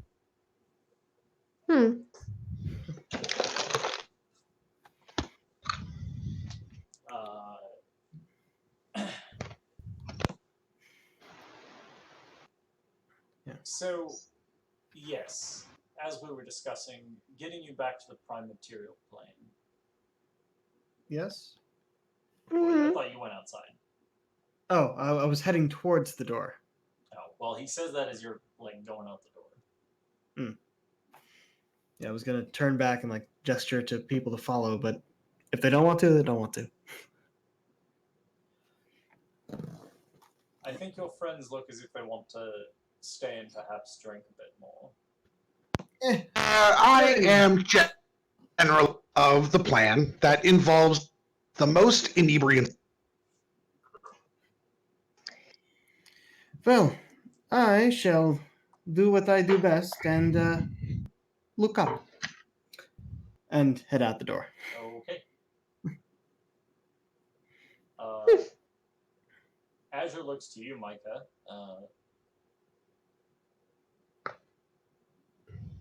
Restoring you to your home is something I could see my way to doing. I mean, that's only fair. As I said, though, we have other problems facing us. At which point, Callie actually returns with a separate, smaller bottle, and proceeds to walk over. She takes the nearly finished cup and just drains it, and then she proceeds to pop the top off of this other bottle and pours you about a finger's worth and hands it back. To me or to Micah? To you. Okay.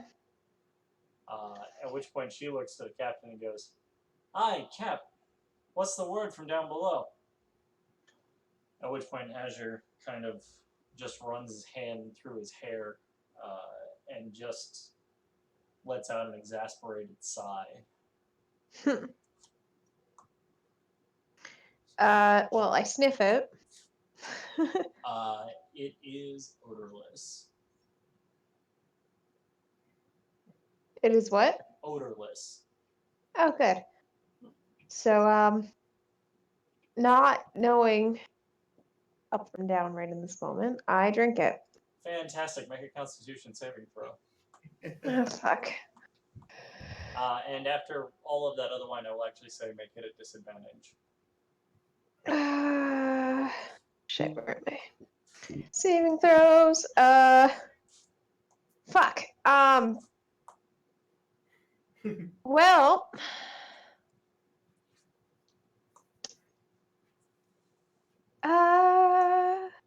Disadvantage is. You roll two. Disadvantage is you roll and you take the worst result. 2 dice? 2 dice. Yeah, so you roll 2 d20s and you take the worst result. on Nice. I rolled a disadvantage. 12 on both, so 11. Okay. We'll come back to you in a couple of minutes. Fantastic. Yes, Jules was being as alarmist as Jules is, but he's not wrong. That hole's probably got a week if we're lucky. The hull of the boat. Yes. The boat that we are in. Yes. The boat that you have kidnapped me and put me on against my will. Yes. Is sinking in the star sky sea. That's about the gist of it, yes. It's... Am I conscious enough to be following this conversation at least? You have a couple of minutes yet. Cool. I don't ask for a lot. Outside. I don't ask for a lot. You know, I travel, I drink, I gamble, I have a good time. You're a man after my I get own heart. mugged sometimes. You know, that happens. People don't typically mug me, but sure. But the one thing that I like, Okay. I don't want to have happen. The one thing I've never asked for is to be kidnapped and brought to some fucking star ocean in a sinking boat. With a stults. I don't. So if we sink out of the sky, where do we go? Oh, there's all manner of options. It depends on what you hit first.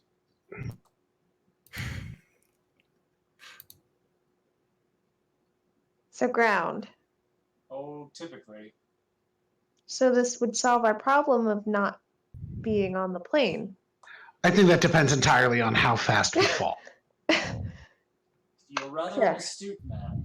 I had my questions when I saw your head covered in... Well, the point is that you... are You're very not astute. alone. It's okay. We were all there. Yes. If we fall, we will fall with no grace, and I don't know if you've ever fallen from a high place at high speed, but it doesn't typically end well.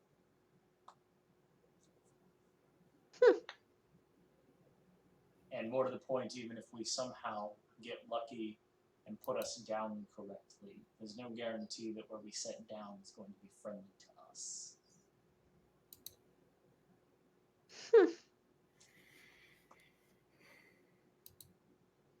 So as I see it,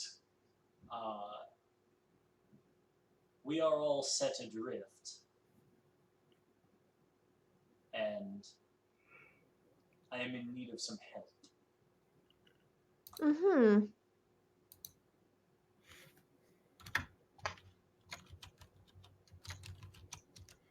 So I've gone outside to look at the stars. Sure have.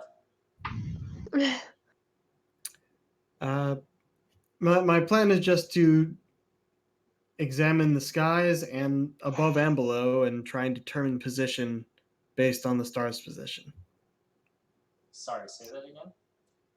Trying to determine where we are based on the star's positions. Sure. Yeah. I need you to give me an Arcana check. Arcana or History. Well, that's the same for both, so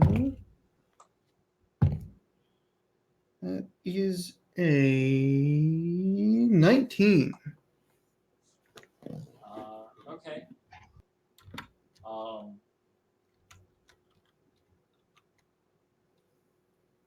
You don't recognize the wider constellations around you, Mm-hmm. which, for the amount of the night sky that you know, contextually, the fact that they don't match up with your general knowledge means you are far, far afield.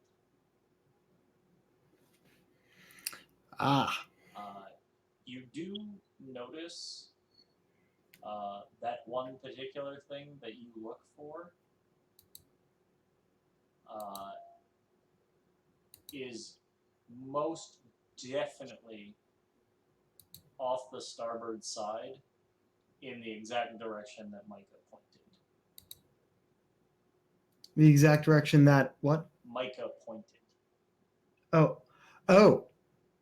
Oh. What do I notice off in that way? That thing that you. Oh, okay. I think I know what you mean there. All right. So I go back into the galley with everyone else. I just sent you a thing. Yep.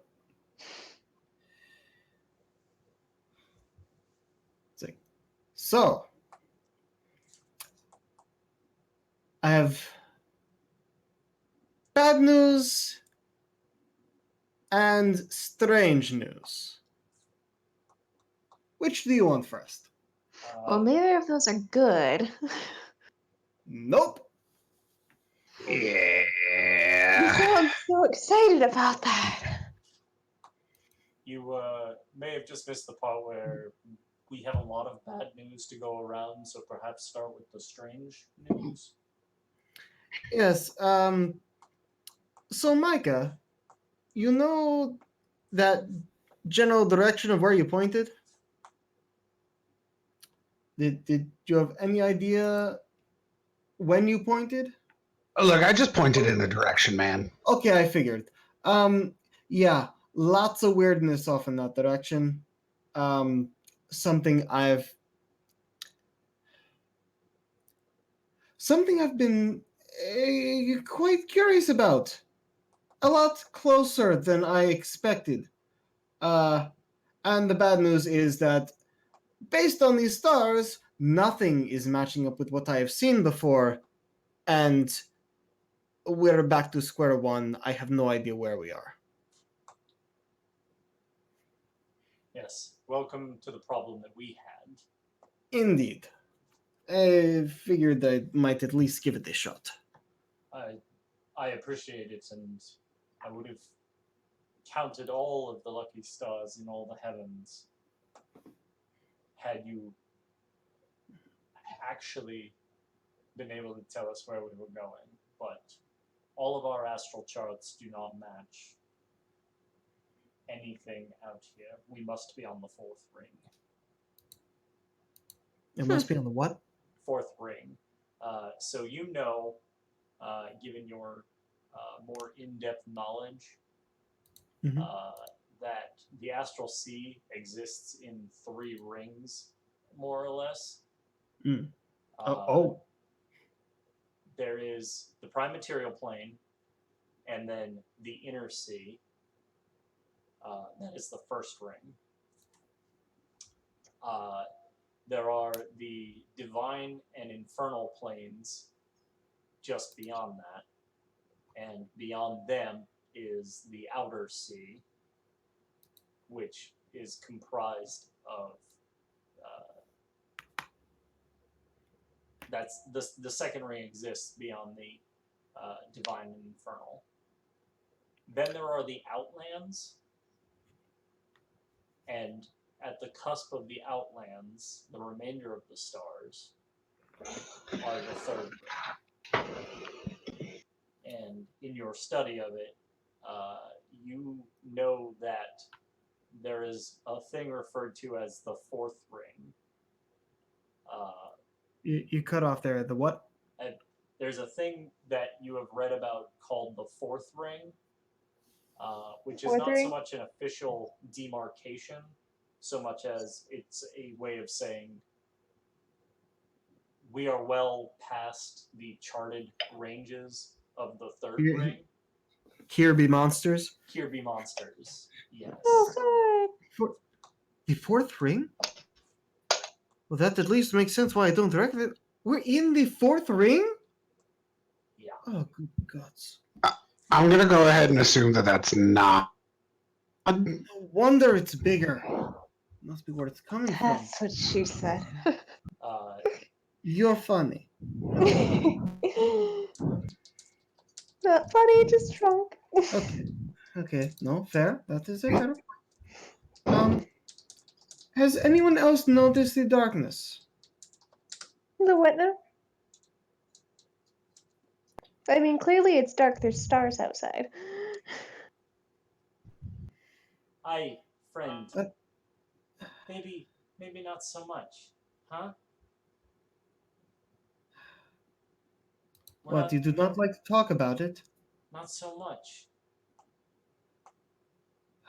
Not so much Kind of what? hard for me not to talk about my prime field of study. You're I intend to learn Callie and Callie looks like you stop. just like gave her a soft smack in the face. And I intend to stop whatever it is because it is not good. But if it Sounds makes like you an feel better, I adventure. shall talk about it in more general terms, so as not to invoke whatever sailor superstition. Uh I am not comfortable with this. Hi, mate. None of us are comfortable with it, but charming as you are to want to storm off and stop things, I'm gonna guess you don't know that much about. Uh, we got some other problems of our own right now. You do? I may have missed You something while weren't I was here. You outside. didn't hear the story.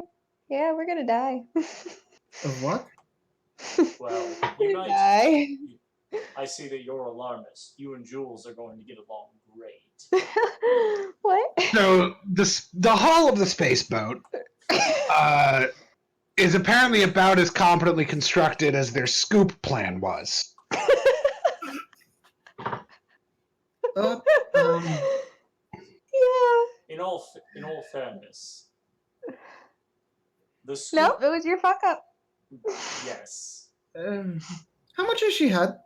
Actually, at this point, as she proceeds to go, your fuck up, you watch as Thera proceeds to give one last, like, bubbled giggle and falls face forward onto the table, unmoving. Zayden is just giving this kind of blank-faced, slow blink, and then looks up at the captain and XO in front of us. And goes, how much? What did you give her? Comma sees. Come again? Don't worry about it. Anyway, Well, I guess you can at least say her nerves are calmed for now. Yeah. So what is wrong with the ship? Hull sucks. yes, well, we at least knew that part. We meant to take our bounty, make for port, and then address that issue. Spaceport? Ah. Seaport is just a different type of sea, but sure. Was the problem that the person you were kidnapping on purpose isn't telling you how to get back to where you need to be? Or they're just being quiet? What's going on? She is at all times glaring and unhelpful. Hmm. Part of me wonders if she did this on purpose, or I can tell you almost definitively that she did. if she had some protection spell active that was triggered by your scoop. I'm sorry. Was that did or did not? I didn't quite get that. She did it on purpose. Okay. So all right. Okay. Yes. All right. All right. You can. I've seen impressive protection spells, but there's nothing you just passively carry around that can shunt an entire ship beyond planes and planes out into the sea beyond measure. You have to really be thinking about what you're doing to accomplish that. Okay, fair.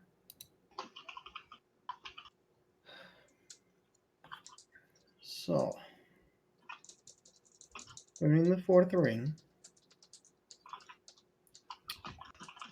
We are damaged and are not having a good way of getting back.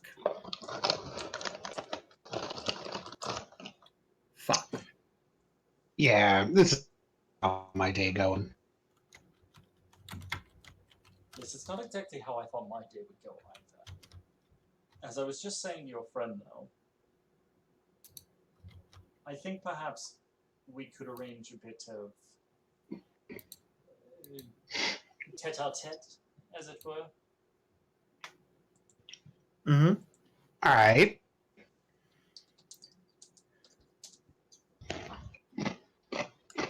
Give me your offer, and I'll see how I feel. You help us get supplies to keep this rig on the sea. We get you home. Okay. That seems to sound reasonable And for now. uh, It depends on what you actually need. I disagree. I don't think it sounds reasonable. I think you get us home is the base level that we work with here, and then you pay us to make up for the fact that you kidnapped us and put us into grievous bodily danger. I think that's what's fair.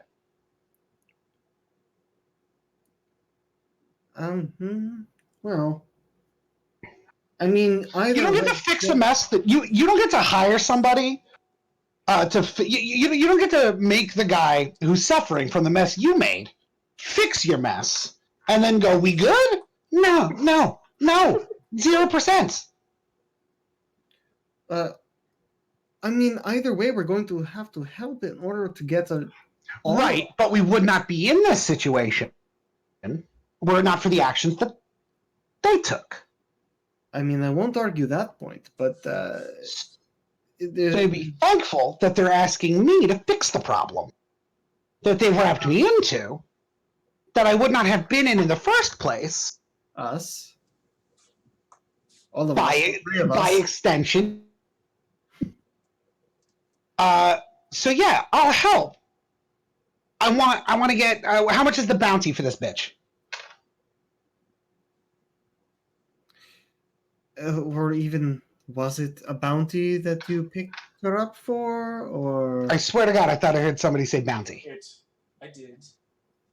It was for a bounty. Okay, how much? The price negotiated wasn't. Price negotiated upon delivery, I see. No price was negotiated, but the coin involved is 5,000 platinum. All right. Well then, I'll take it. Seems fair to me. I'm from fantasy New York. like, you're still discovering your accent there. I'm still working on figuring out this character's voice. Fair.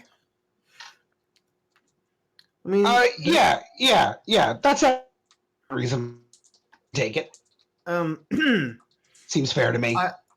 It does sound to me like you will have quite a bit after this delivery, and will be able to spare some of it for us. Not all of it. That's fair. That's fair. I guess that's fair. I'll take 4,998 platinum. Micah. You can have one, and she can have one. Though your math seems. And then I'm gonna go to a casino. It'll be a good time. It'll be my treat. You know what? We can all go. It'll be my treat. How generous of you. Certainly. Might I suggest in the future you not negotiate price for anything like this? I mean, the advice that I'd be giving is not to kidnap two people to the weird, funky astral sea. 3? Then you wouldn't lose a 5,000 platinum. But, hardly 20. Do you know? Do you know how much 5,000 platinum actually is? I'd say one more than 4,900, one less than 5,001. But more importantly, a really, really good bender. Yeah. Oh, Oy. I'll give you 500. Yeah, all right. I'll take it. No, they're just going to give me 500. You got to negotiate your own price. Oh, I was assuming he meant each. Yeah, that works. No, I meant 500 for the lot of you. I mean, there is 3 of us here who, well, at least 2 of us will be helping you, but there are 3 of us here that you took. It may be a number more easily divisible by 3. 600. Say 750. Make a diplomacy check. All right. Let's see. Where is diplomacy here? Wait. Would that be persuasion? There is no diplomacy. Persuasion. It'd be persuasion in Sorry, 5e. it's persuasion. Yes, I apologize. Okay. 17.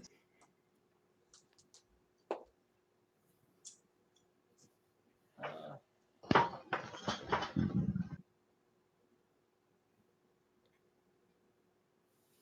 750.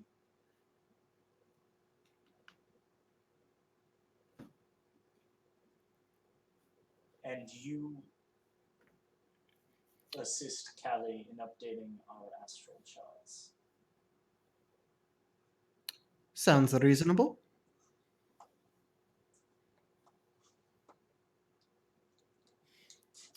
We have a deal. We help us all get back to somewhere you can repair your You ship. update the charts, and you promise not to assault any more of my crew. Yeah, I think I can manage that. I think I can manage. Thank you. He offers a hand to you. To who? To Micah, because he's sitting across the table from him. I imagine you're still kind of ish by the door. Okay. Yeah, I'll shake his hand. All right then. All right. Where do we start? Well, almost as if in answer to your question, there comes a sharp whistle from outside.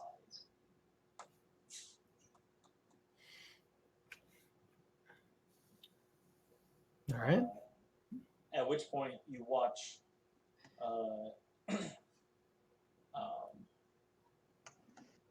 you watch Callie and Azure's expressions once again turn to panic.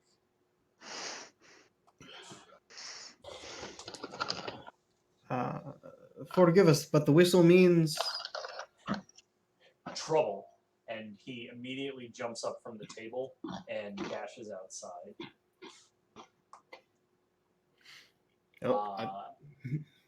Now, it is 10 o'clock my time, which means it's about 11 o'clock where you guys are.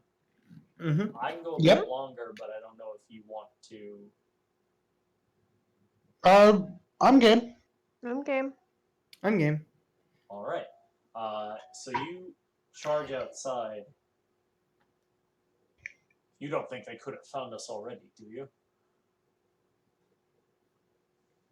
Well, they always seem to find us right when we're trying to fucking catch our breath, so yes. Safe to assume this is whoever damaged your ship you're talking about? Well, I don't know if it's specifically them, but let's assume we're not in safe waters. What the hell are they doing all the way out here?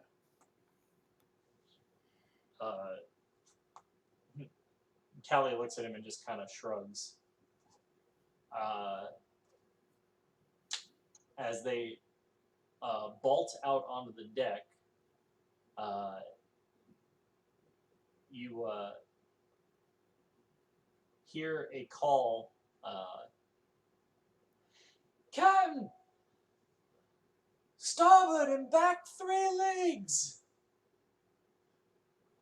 And you watch as both the captain and the XO run to the rail and lean forward.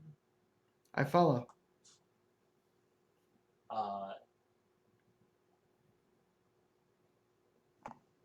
You make it to the rail, and as you look back,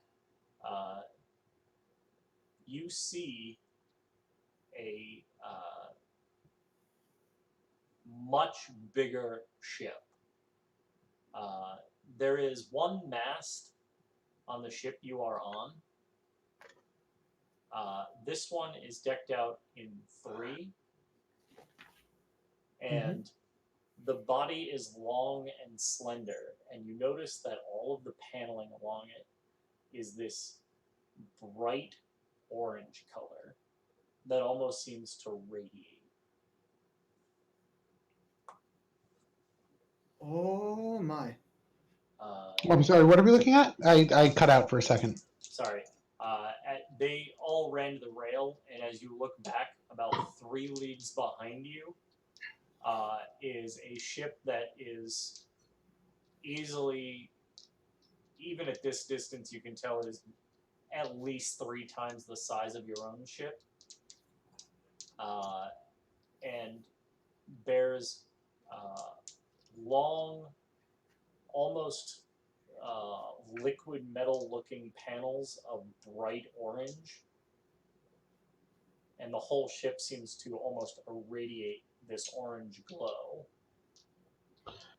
Now I'm gonna go out on a limb, and I'm gonna say that that's bad. Before anyone can answer your question, Roy. you watch as 3 large barrels, so large that you can see them from 3 leagues away, rise up out of 2 parting panels about midship, and they swivel over and go, toom, toom, toom. Oh no. And you watch as these large orange fireballs hurtle at your ship. Yeah, I was right. We need to roll initiative. Fireballs. Am I still unconscious? Sure are. Oh man. That'll be a 12, my dude. Sorry, 11. 15. All right. Sorry, you said, Micah, you were 11? Alex? Yeah, 11. Alex, you're going pop, but you're not actually saying anything. I am an 11. Okay.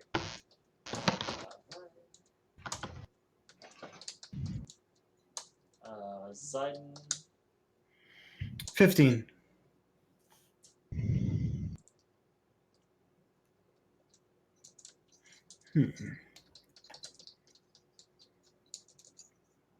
Yes.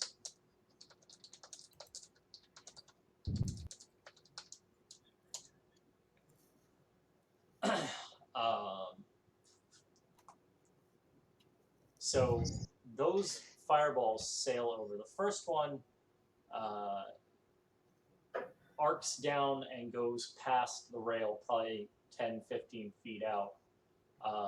The other 2, one smashes into the top crenellation at the bow, at the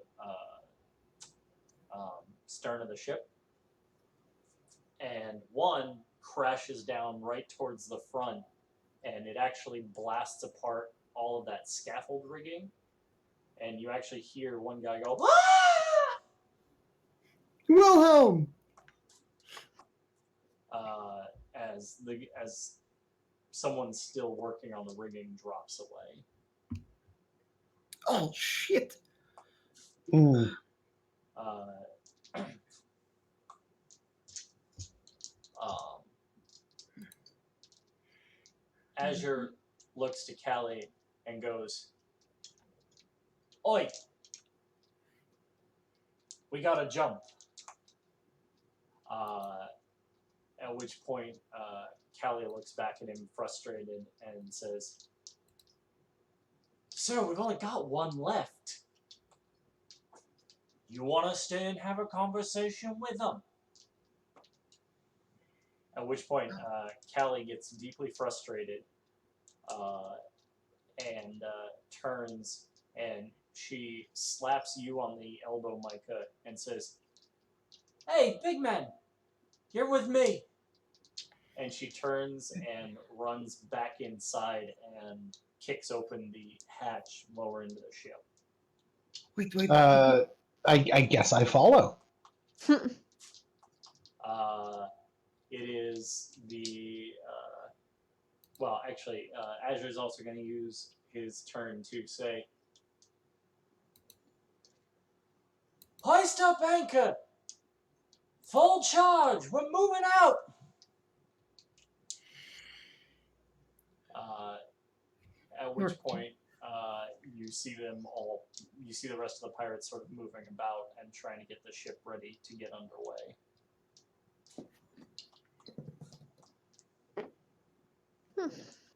I'm assuming you meant a spatial jump, going really far, really quick, that sort of thing. I could suggest the direction, but I'm not entirely sure how helpful it might be. I'm open to ideas, but remember, we're in strange waters. Directly away from that, and I point toward the darkness. Aye, that wasn't exactly on the plan. Oh, you cut out there. He says, "Aye, that wasn't exactly the plan." Exactly. That he nods in agreement and says that Yeah. wasn't exactly the plan. Okay, good. Sorry. That's all right. So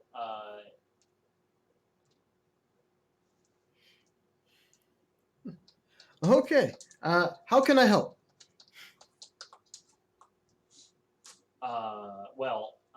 that's the pirates. The orange ship. You watch as the barrels rotate, and you see some crew moving. Mhm. You're not entirely sure uh, what they're doing, but you probably have some guesses. Mhm. Zion, Yes. for what it's worth, the captain used his move action to head towards the stairs to go up onto the second level over the galley. That seems like a good direction. Part I of will that follow. section is on fire at the moment, but Oh wait, what? that's where the first of the contacting fireballs hit. Oh. Hmm. I don't. That'd be a real weird use of that. I don't think that could help. I'm just going over my spells to see if I have anything I can use, and doesn't seem like it. Not for putting out fires. Um.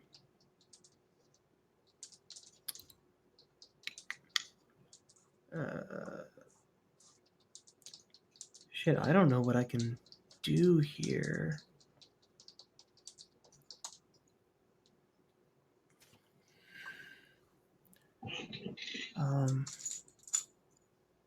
30 feet.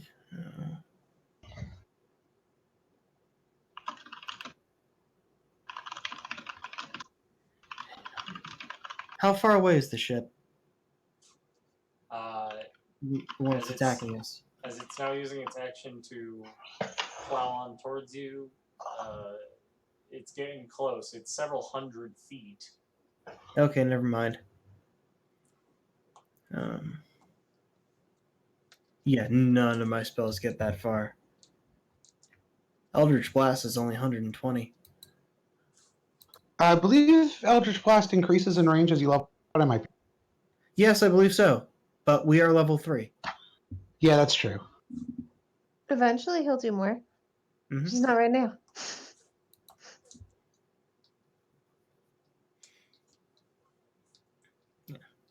Actually, I think at the higher levels, I just get more beams per attack. There's Well, a if you- specific thing you can take to make it like 600 feet. But,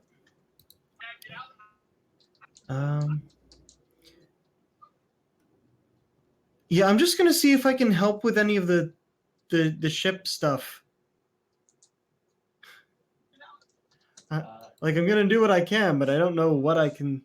What I don't have anything special I can do. Okay. Are you following the captain? Yes.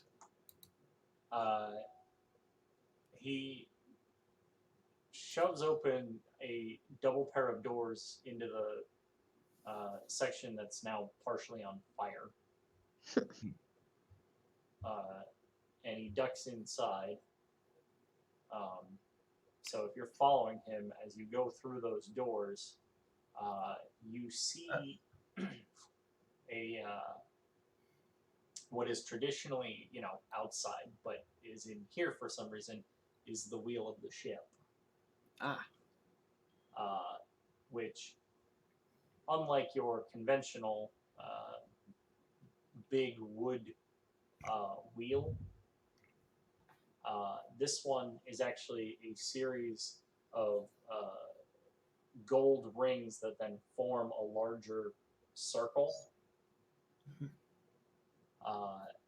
And floating in the center of each of those rings is a little blue crystal.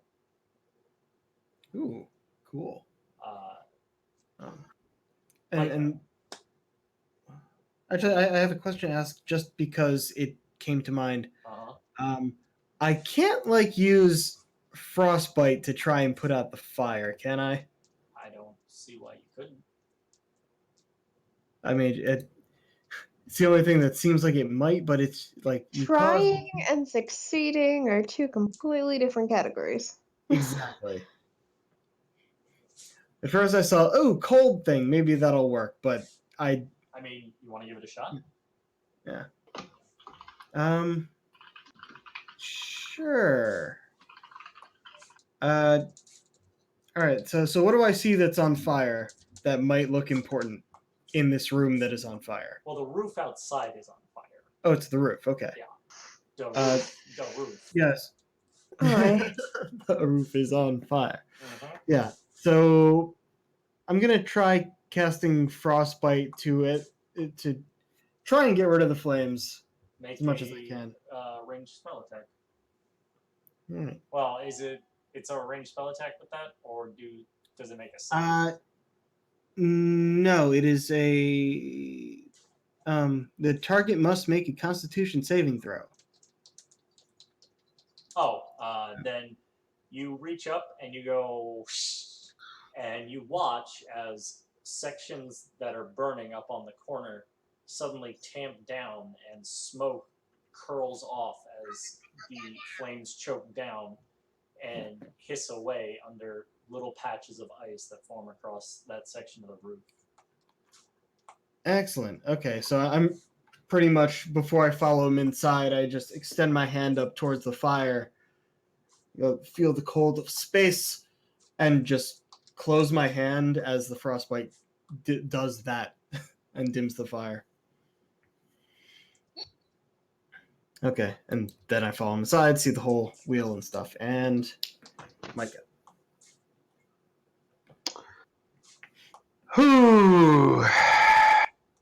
Okay. What exactly am I looking at here? The guy in charge told me to follow him, right? The EXO. Yeah, right. She told me to follow her, right? Yup. So I guess I'm doing that. Okay. You guys. I'll spend an action to wild shape back into my big old mushroom boy form. What were you before? I de-wild shaped back A to while regular, ago. like at the end of that whole encounter. Oh, so now you're like spraying out spores? The spores only damage if I choose to let them in the thing. Yeah, hold on. I'll read it out for you. Halo of spores. Starting at second level, you are surrounded by invisible necrotic spores that are harmless until you unleash by. When a creature you can see moves into a space within 10 feet of you and starts its turn there, you can use your reaction to deal 1d4 necrotic damage to that creature unless it succeeds a Constitution saving throw against your spell save DC. The necrotic damage increases to 1d6 at 6th, 1d8 at 10th, and 1d10 at 14th. And when I use symbiotic entity to sort of alter my altered form, so instead of my wild shape, instead of becoming a big old creature of some sort, and I become a big old mushroomy tank, I double the damage dealt by my halo spores. Amongst other. Okay. Exciting. Yeah, Circle of Spores is neat. Makes me wonder if you're playing a Furbolg or a Myconin.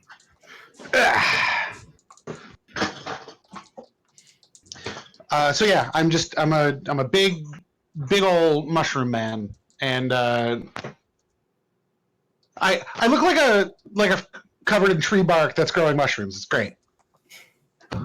Oh yeah, I guess And bark's still up.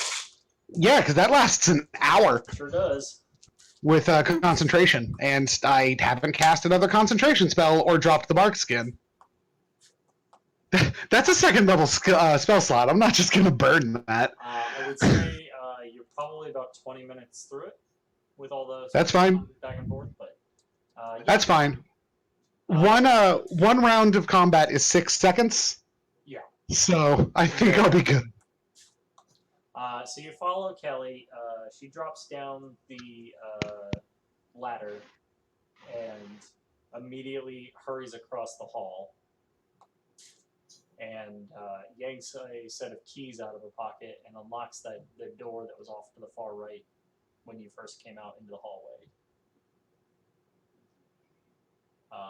And she rips it open, and there is a spiral set of stairs inside, and she hurries down those.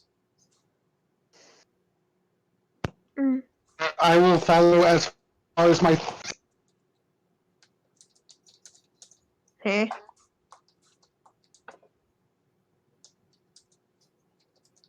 Follow as far as your 30-foot movement speed will allow.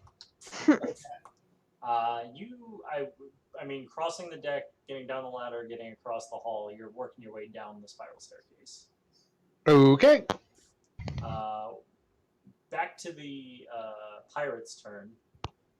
Captain gets to the wheel and grabs on to his crystals, and he swings the whole array sort of down to the left. He tilts his left hand down, right hand up, and you feel as the whole ship kind of goes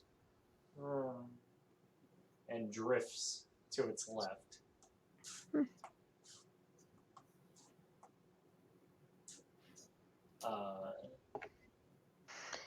The rest of the pirates are tamping things down, doing the general get to battle stations setting.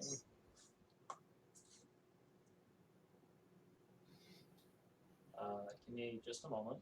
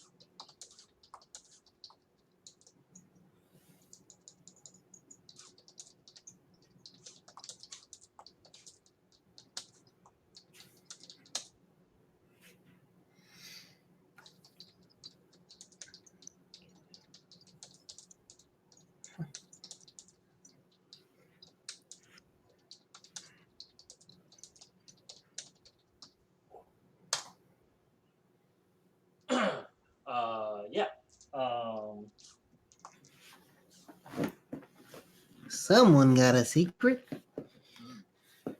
Yeah. um, yeah. So that was the pirates. The orange are going to finish their reload and fire again.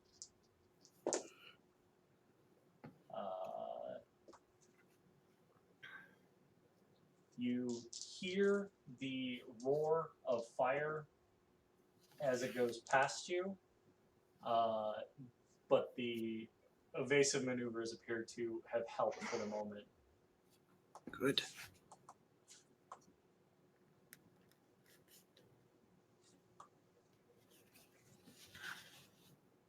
Uh,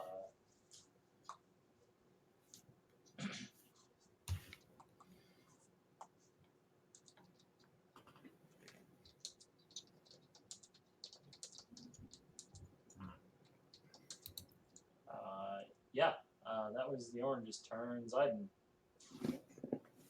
In the room in front of the wheel, there is a round table that has a series of floating balls of light.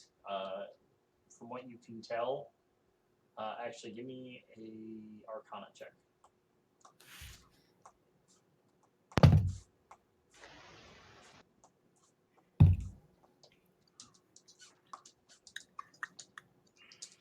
$15. Yeah, you're pretty sure, just because you spent time doing the assessment earlier, that Mhm. it's a recreation of the starfield pretty immediately around you. Ah. And on a table off to one side is a table full of what you would guess to be the astral charts. Ah. Nav table. Cool.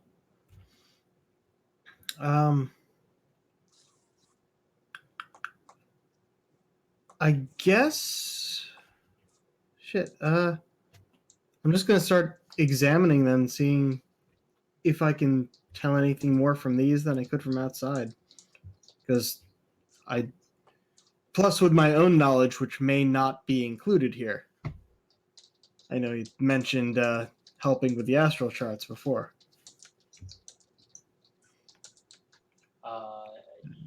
You can give me an investigation check.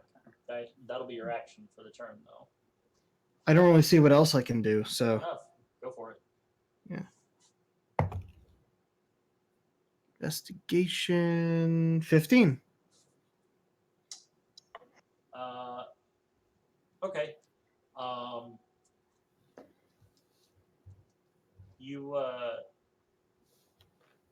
You quickly rummage back.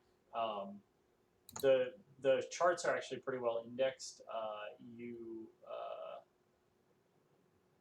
You do realize that anything that says first and second ring is probably not going to help you in the slightest. Mm-hmm. So you quickly rummage back through the third ring stuff, and you find a sheet that appears to say speculative. Ooh. Okay. And it shows a section of star lanes,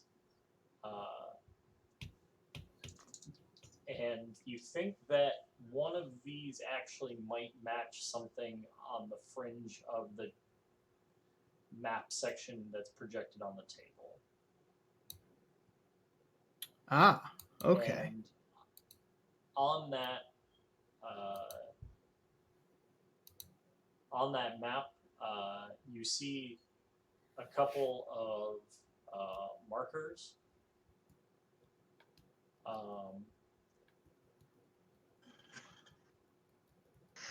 One appears to be some manner of clawed paw print.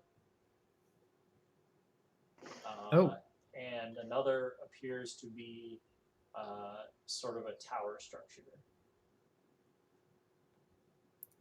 Interesting. Do they mean anything to me? You have no idea what those symbols mean. All right. but I seem to have found that an edge of one of the charts matches up with The edge of some. the section that's being projected from around you.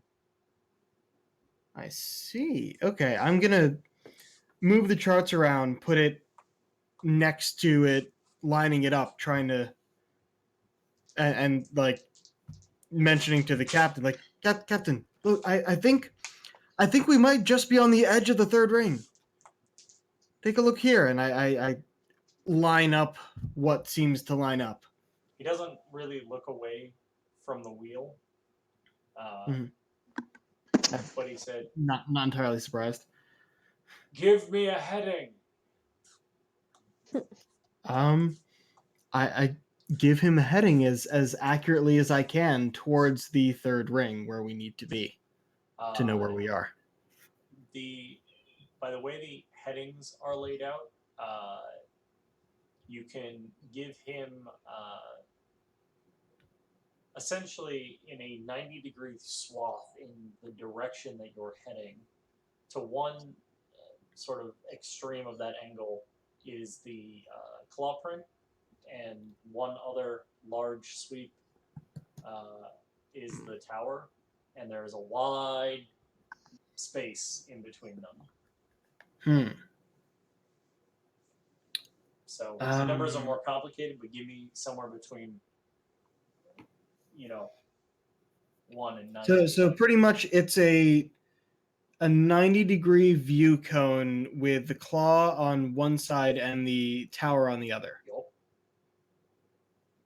Yup. That makes sense? That's me asking you as the DM. Yes, that's what I'm describing here. Yeah. If I'm looking in that direction, which is on the left, which is on the right? The claw is at 1 and the tower is at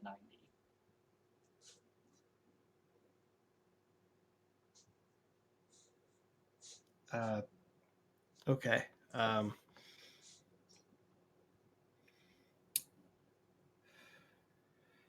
Try and aim between the tower and the claw. I'm not entirely sure what they mean on this chart, but if you do, Tower? Claw? What? Just give me a header! Dustin, I don't have I don't have the knowledge here of what the terms would be to give this heading. Essentially, you can say anywhere between 1 and 90. Hell, you could say something else. Okay. But the only two even guesses at things on the map are at 1 and are at 90. So you need to just tell me a number somewhere in the spectrum of 360.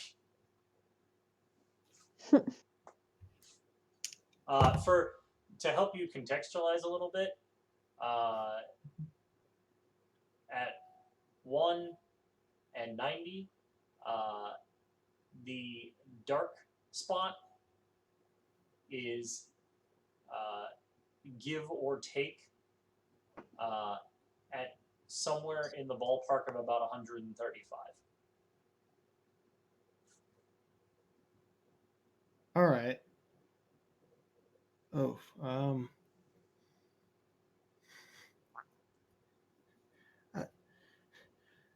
send us towards 11 degrees. You got it. And he shoves the wheel that way. Micah, you still with us? I keep following the XO. Yeah.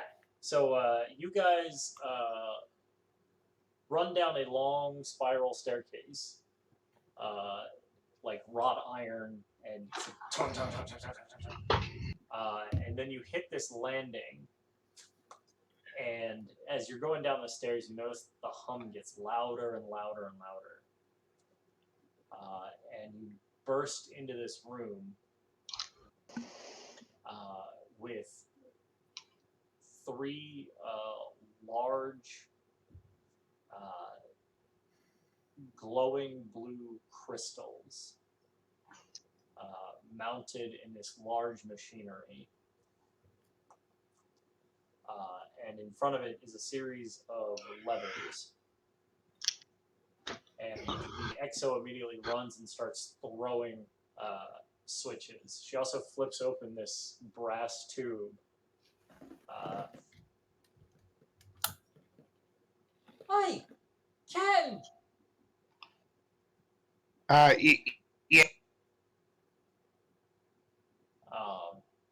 And you hear down the tube, heading 11 degrees! Heading 11 degrees!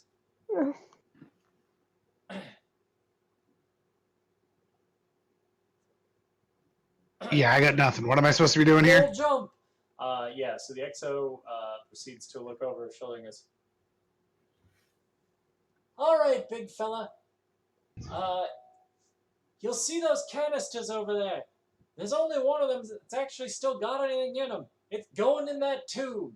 Somehow, I think you know how to slot the tube in the other hole.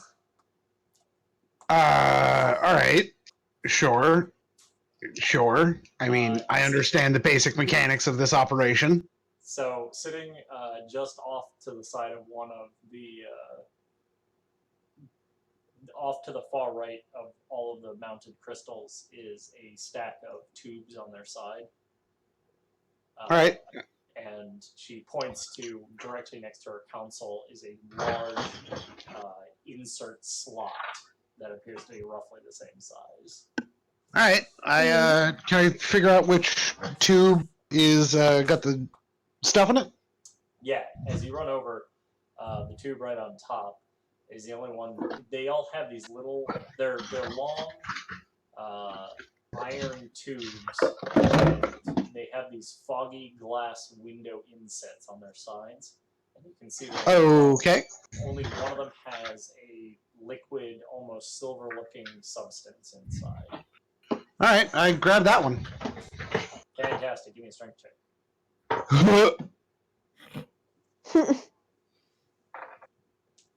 Oh, that's going to be a 5, boss. So cute.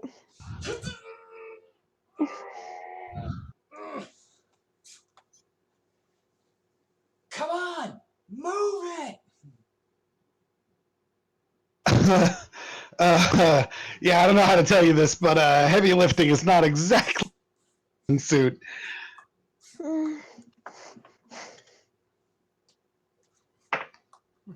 I don't think I have any spells prepared that are effective for this sort of a situation. Yeah, I sure don't. Quit being jello with it. Drag it over here if you have to. Sure. I give that a try. We'll have to come back to that here in a moment. The pirates are still doing what they're doing. Orange is going to take another. Are going to spend their turn reloading and drawing closer. Zayden. Yes. What are you doing? Well, if given our heading, based on what looks like should be towards the third ring. What's our distance? Well, do I have to roll for that to be able to tell on the charts? I mean, you have studied charts like this your whole Yeah. life. You know that essentially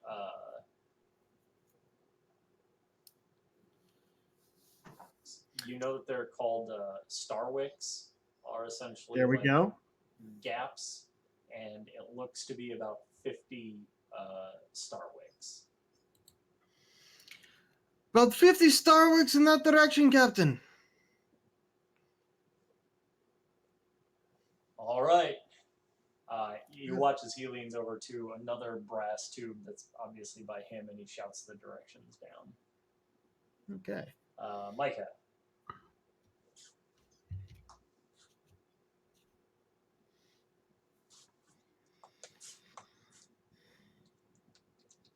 Oh, yeah. So I'll try to pull the thing again. Okay. Okay, that time I got a 14. Cool. It is a very heavy object, but you manage to get your hands on it, and with much grunting and aggravation, you manage to get it over.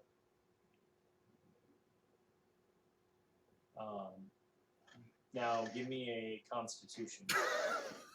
Oh man,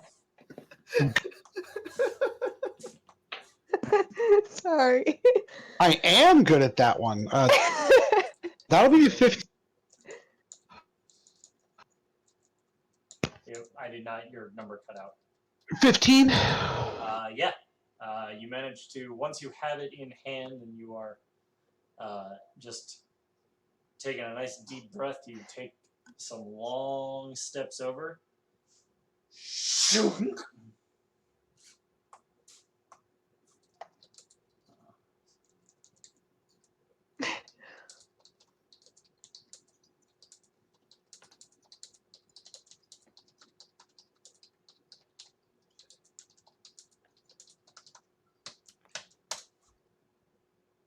Yeah, you slot it in place.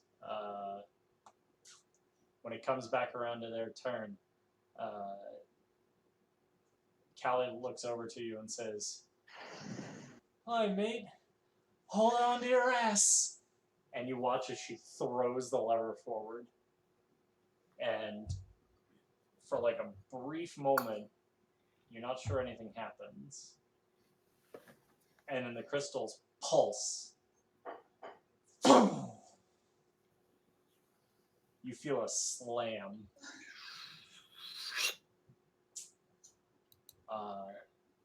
And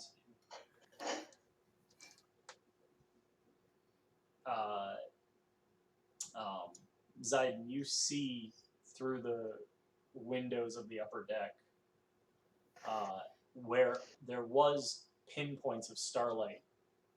It bleeds backwards. Hyperspace. And very briefly, everything is blue. And then Da-ba-dee-da-ba-da.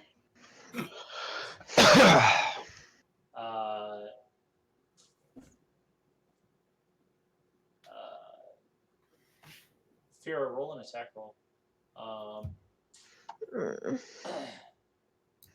Okay. Wait. See. Don't worry about it. 12. What was I?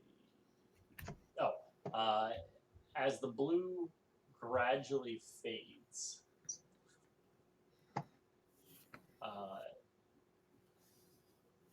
you eventually see different star fields around you. Start over.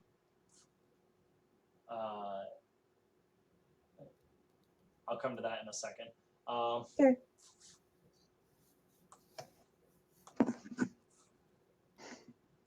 Yeah, that's what you. Okay.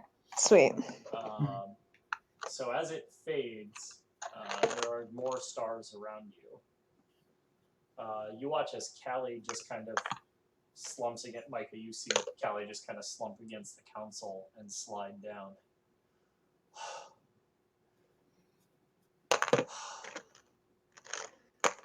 Well then, that was a hell of a thing.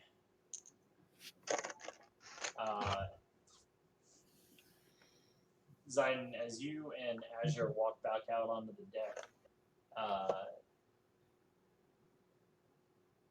you look around and the dark spot seems smaller. Well, that's good at least. Not dramatically so, but a little bit. But Something is better than nothing. Fira, you come to Oh boy. as your hand strikes a series of iron bars, and Fantastic. you are letting out a scream. Oh, good. So I got kidnapped again. That's good. You are standing in front of a series of bars from the outside, Okay. and you see curled on the floor a small figure wrapped in a red cloak. We'll be back next week with another adventure. If you enjoyed coming along with us, please make sure to subscribe to our YouTube channel. And if you feel like supporting us for this story, you can check us out at ko-fi.com/Astraling.